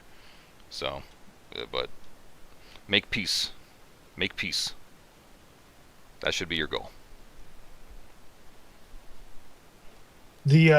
So kind of like what Jiwa was saying and what you were saying, I definitely see how it's a major advantage to be able to externalize discomfort in some way, and so there's a lot of different ways of doing that. And like from I kind of found in my experience in the military, like once I became an NCO, my view shifted a lot to like it would externalize my focus to other people. And so like as soon as I get out of my own head, like when I'm a private and I'm sucking, it's all about me. You know what I mean? So it's like how what is my combat capability? How is this affecting me? Am I 100%? I'm not. How does that make me feel? Like that's the kind of stuff you're thinking about when you're private. But then as an NCO, you just get force shifted into a new perspective where you're almost being groomed to be a first sergeant and think about beans and bullets. Like, do my guys have beans and bullets? Do they have this? Do they have that? Are we in an advantageous position? And so that kind of externalization, even though the example that I'm giving is like an organized, formal structure in the military, that's like exactly how you get through discomfort and things not working out, things being really disappointing, crushing, morale crushing. You focus on the next task and you externalize it. Same thing with like anything, pain. If you're like doing some crazy run and it's super hard, really long distance or something, people will do stuff like like when they set an intermediate goal where they just say, I'm just going to run to this next light post. That's an externalization. If you're one of the types of guys that go into drone mode where it's like nothing's going on in your brain, you're just like imagining a woman's ass floating in front of you, and I'm just going like I'm Carrot going on a stick. That's externalization, So yeah, so it's kind of applicable to everything, but it'll definitely make you externalization. The Zen state of externalization will really make you. It pulls your suffering away and separates you from it, and gives you focus to move to, and it's really all about moving. Like constantly moving, not stopping, Wisdom. Finding an excuse to slow yourself down is the enemy of progress. You know what I'm saying? Don't stop for nothing. Stay in motion. You know what I'm saying? Fucking that's something I was always good at, was just going full retard. Just be like, I can't think about anything. I just don't care. You know what I'm saying? Like, this run sucks. I'm just gonna fucking watch TV in my brain and not think about it. Yeah, that's big truth to that. Doing sketchy stuff too is another. Yeah. Go for it. You go for it, bro. It's like what I think is like that monkey that has like the little like symbols and it goes like claps all the time. That's what goes on my brain on loop. Type shit. Fucking. I have. Definitely, I'll be completely honest and say that I've definitely had more dangerous situations in my life. Sorry, I'm letting the dog out. Definitely had more dangerous situations in my life at my professional job than I have in the military. Thank God for that. And the way that I think about it, because dying in the military is just like, or that sort of like threat of death in the military, you have less of a choice about it. You know what I'm saying? A dangerous job, you can walk away from at any point. You can just be like, I don't want to do this. It don't matter what you pay me. I just don't want to do this. Military, you're kind of there. you're often you're kind of very far away from home, and you're like, wow, the sum of my actions, wonderful. You know what I'm saying? Like, whereas a job, you're like, I'm 30 minutes from home. You know what I'm saying? Like, but I could possibly die like right now. And the way that I sort of like compartmentalized that was, or rather is that like I think of it like, as long as I just do my job, nothing like the chances of something bad happening are very, very minimal.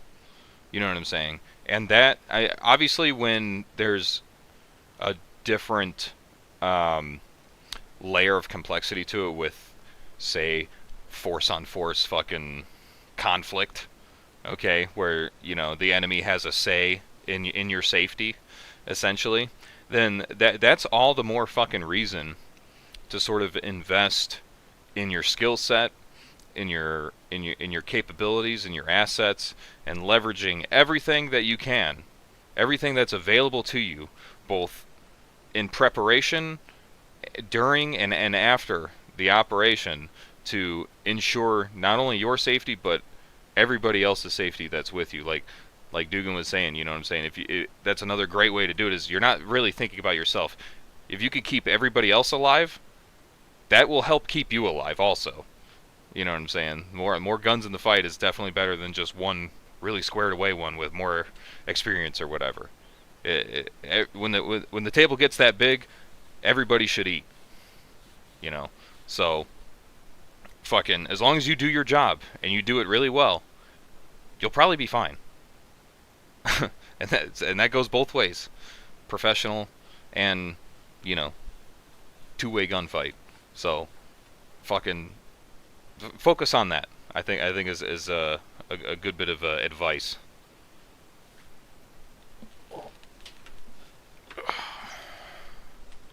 Yeah.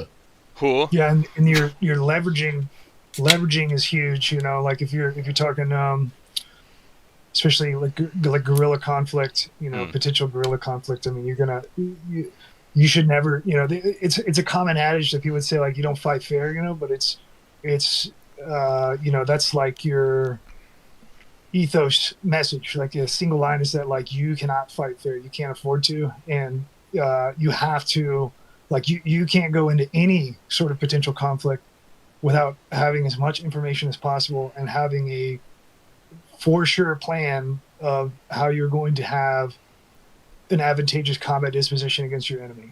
So if you don't know if the plan works, then that means that you didn't do enough practice, and maybe you need to do a small scale operation to see if this shit actually works, your fancy idea. Because if you're if the idea falls through and then now you're suddenly finding yourself toe to toe, that's a good way to die really quickly.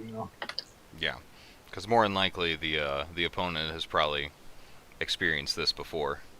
You know what I'm saying? Or they leveraged their assets already against you, and it worked because it fucking crippled your plan.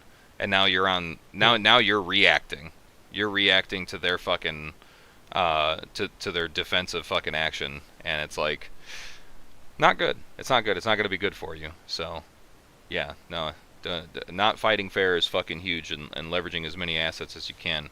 There's so many fucking layers to this, man. There's so many fucking layers to ensuring as much as you can within a shred of a doubt. It's like Sun Tzu, It's like Sun Tzu. You could be fighting a really combat competent force, and it's all about correct analysis, like just looking at what's going on, seeing what they're doing, what their capabilities are, like what the range is, what the response time is. All of this stuff is how you those are like the planes where you're going to create an overmatch in your combat disposition. Is you're going to be faster, you're going to be more mobile, you're going to be able to either hit farther or get so close that they can't hit you. I mean, that's like some combination of that is what you're going to be using, and you just have to be willing and understand that that's what you have to identify. Yeah, and having that mindset and that observational skill to adjust on the fly like that. It is a skill all on its own. You know what I'm saying? To sort of game that on the fly is not something that people can really do naturally. At least unless you're a fucking freak of nature. You know what I'm saying? Or incredibly lucky. But you know what I'm saying? You got to start small. Mm-hmm. Start small. If you're getting into, so like I keep on going back to the Bushwhackers. It's like the perfect. It's so great. It's cool. It happened before. It really fucking happened, and it's real historical shit. And you can study like how they did, like their actual battle plans and what they did. There were a lot of witnesses, you know, civilian witnesses and stuff. And the way they started was ambushing of Union pickets. You know, so you'd have like a picket force, or you'd have a Union force, and they'd send out pickets. Those are like the early version of an LPOP. So like the entire first year of bushwhacker guerrilla operations is just them killing pickets at night and using night as a advantage. So they're fighting the Union at night. The Union doesn't have, you know, they can't operate in the night at this time. You know, they're really bad at it. And then the other thing that they do is firepower, and they recognize that, you know, the Union uses muskets, you know, so they're using, or carbines, so it's a single shot rifle.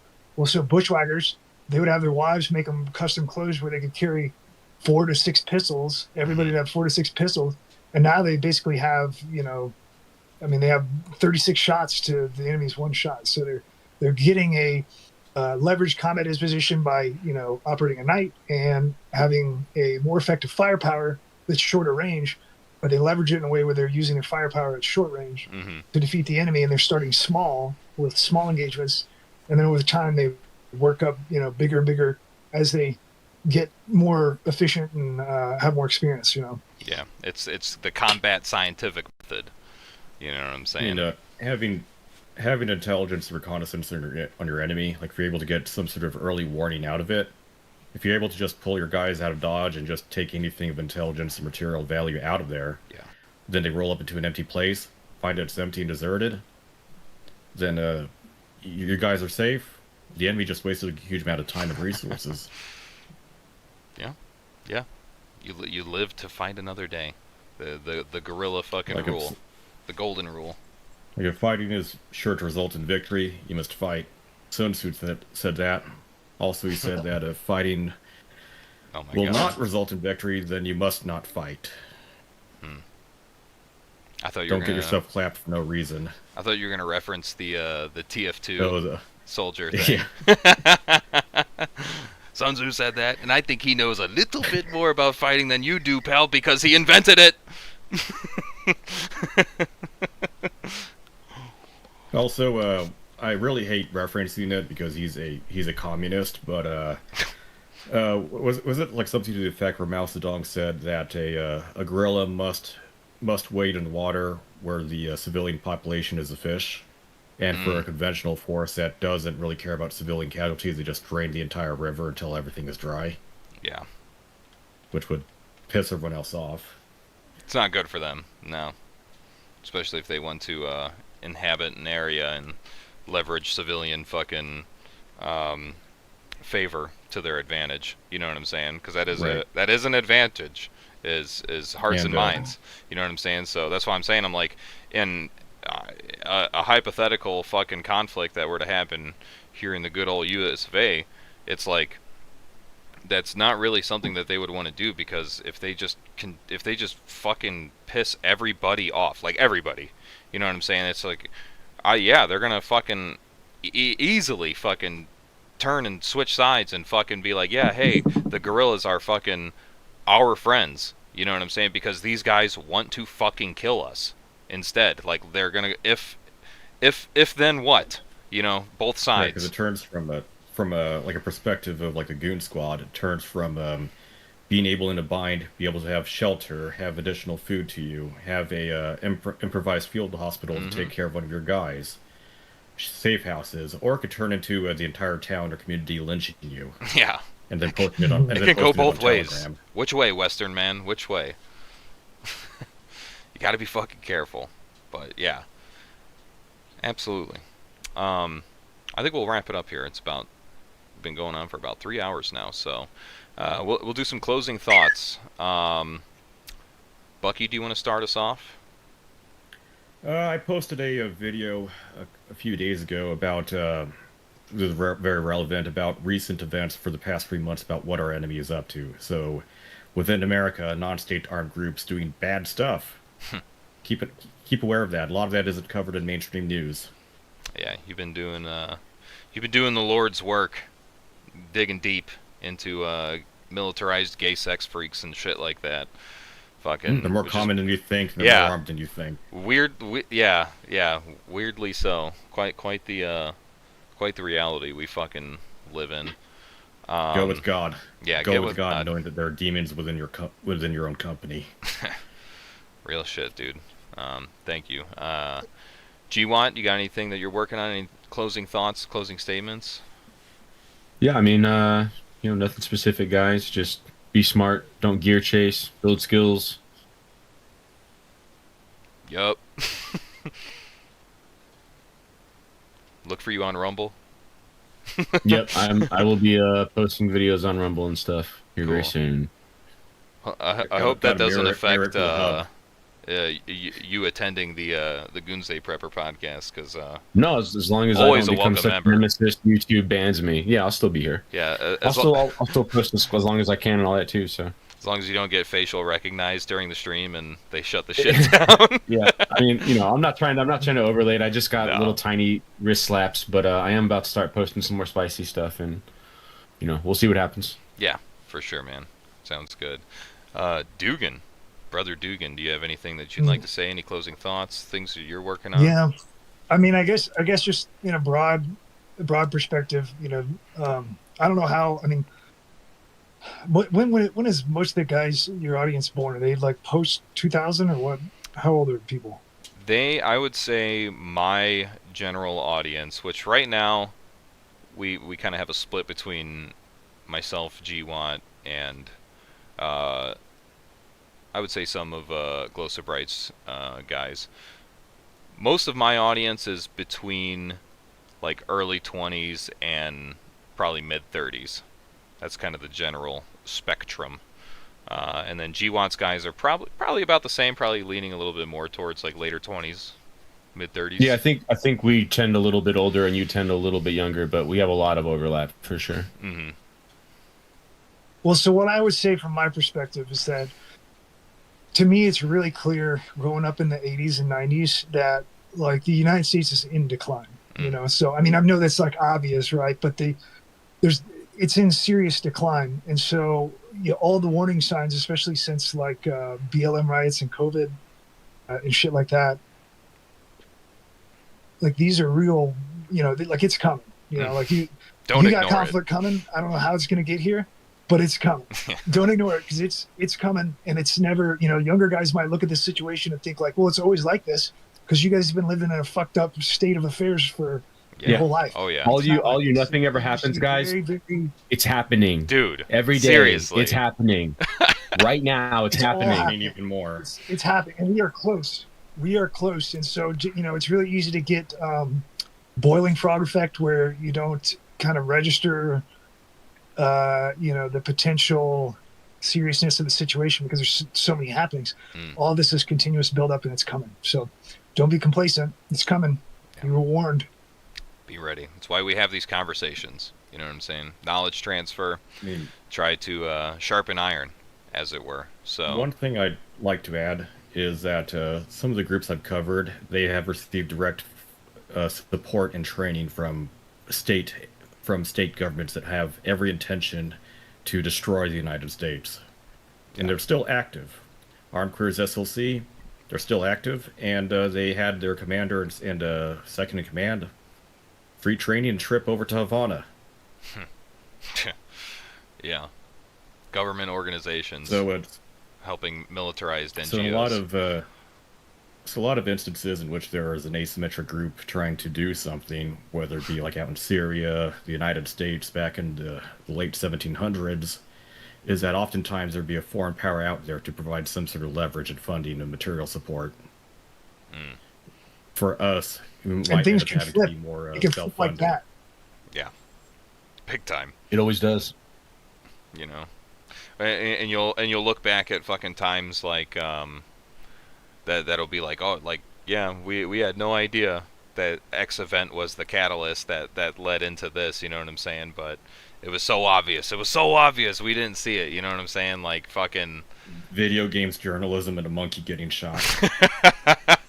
you know, some shit like that. It's just like it all went back to that goddamn ape, you know what I mean? Fucking. But anyway, yeah, to put a bow on it. Yeah, you know, we obviously here on the channel, we don't really, I don't personally like to purport or you know, spread the black pill, as it were. I'm really not about fucking fear porn. I don't like fucking doom and gloom. You know what I'm saying? Everything that I say, like, yes, obviously we know it's no fucking surprise that we live in a fallen state. Alright, we live in a fallen world. Fucking demons exist. People do bad shit. And you are hated, unfortunately. But, you know, we also know that water is still wet, right? That such is life, especially for many of us who have come up in a world where that's been the norm, like we said. So, luckily, you know what I'm saying, just because it is that way now does not mean that it is going to continue to be that way. Like, your finality isn't going to be concluded by the idea of a good world dying out with you. As long as you are alive, there is still room for shit to change. And I don't mean that as like I said, don't be a fucking flash in the pan, alright? Don't be a fucking a Zog Rush. Don't be a fucking statistic, you know what I'm saying?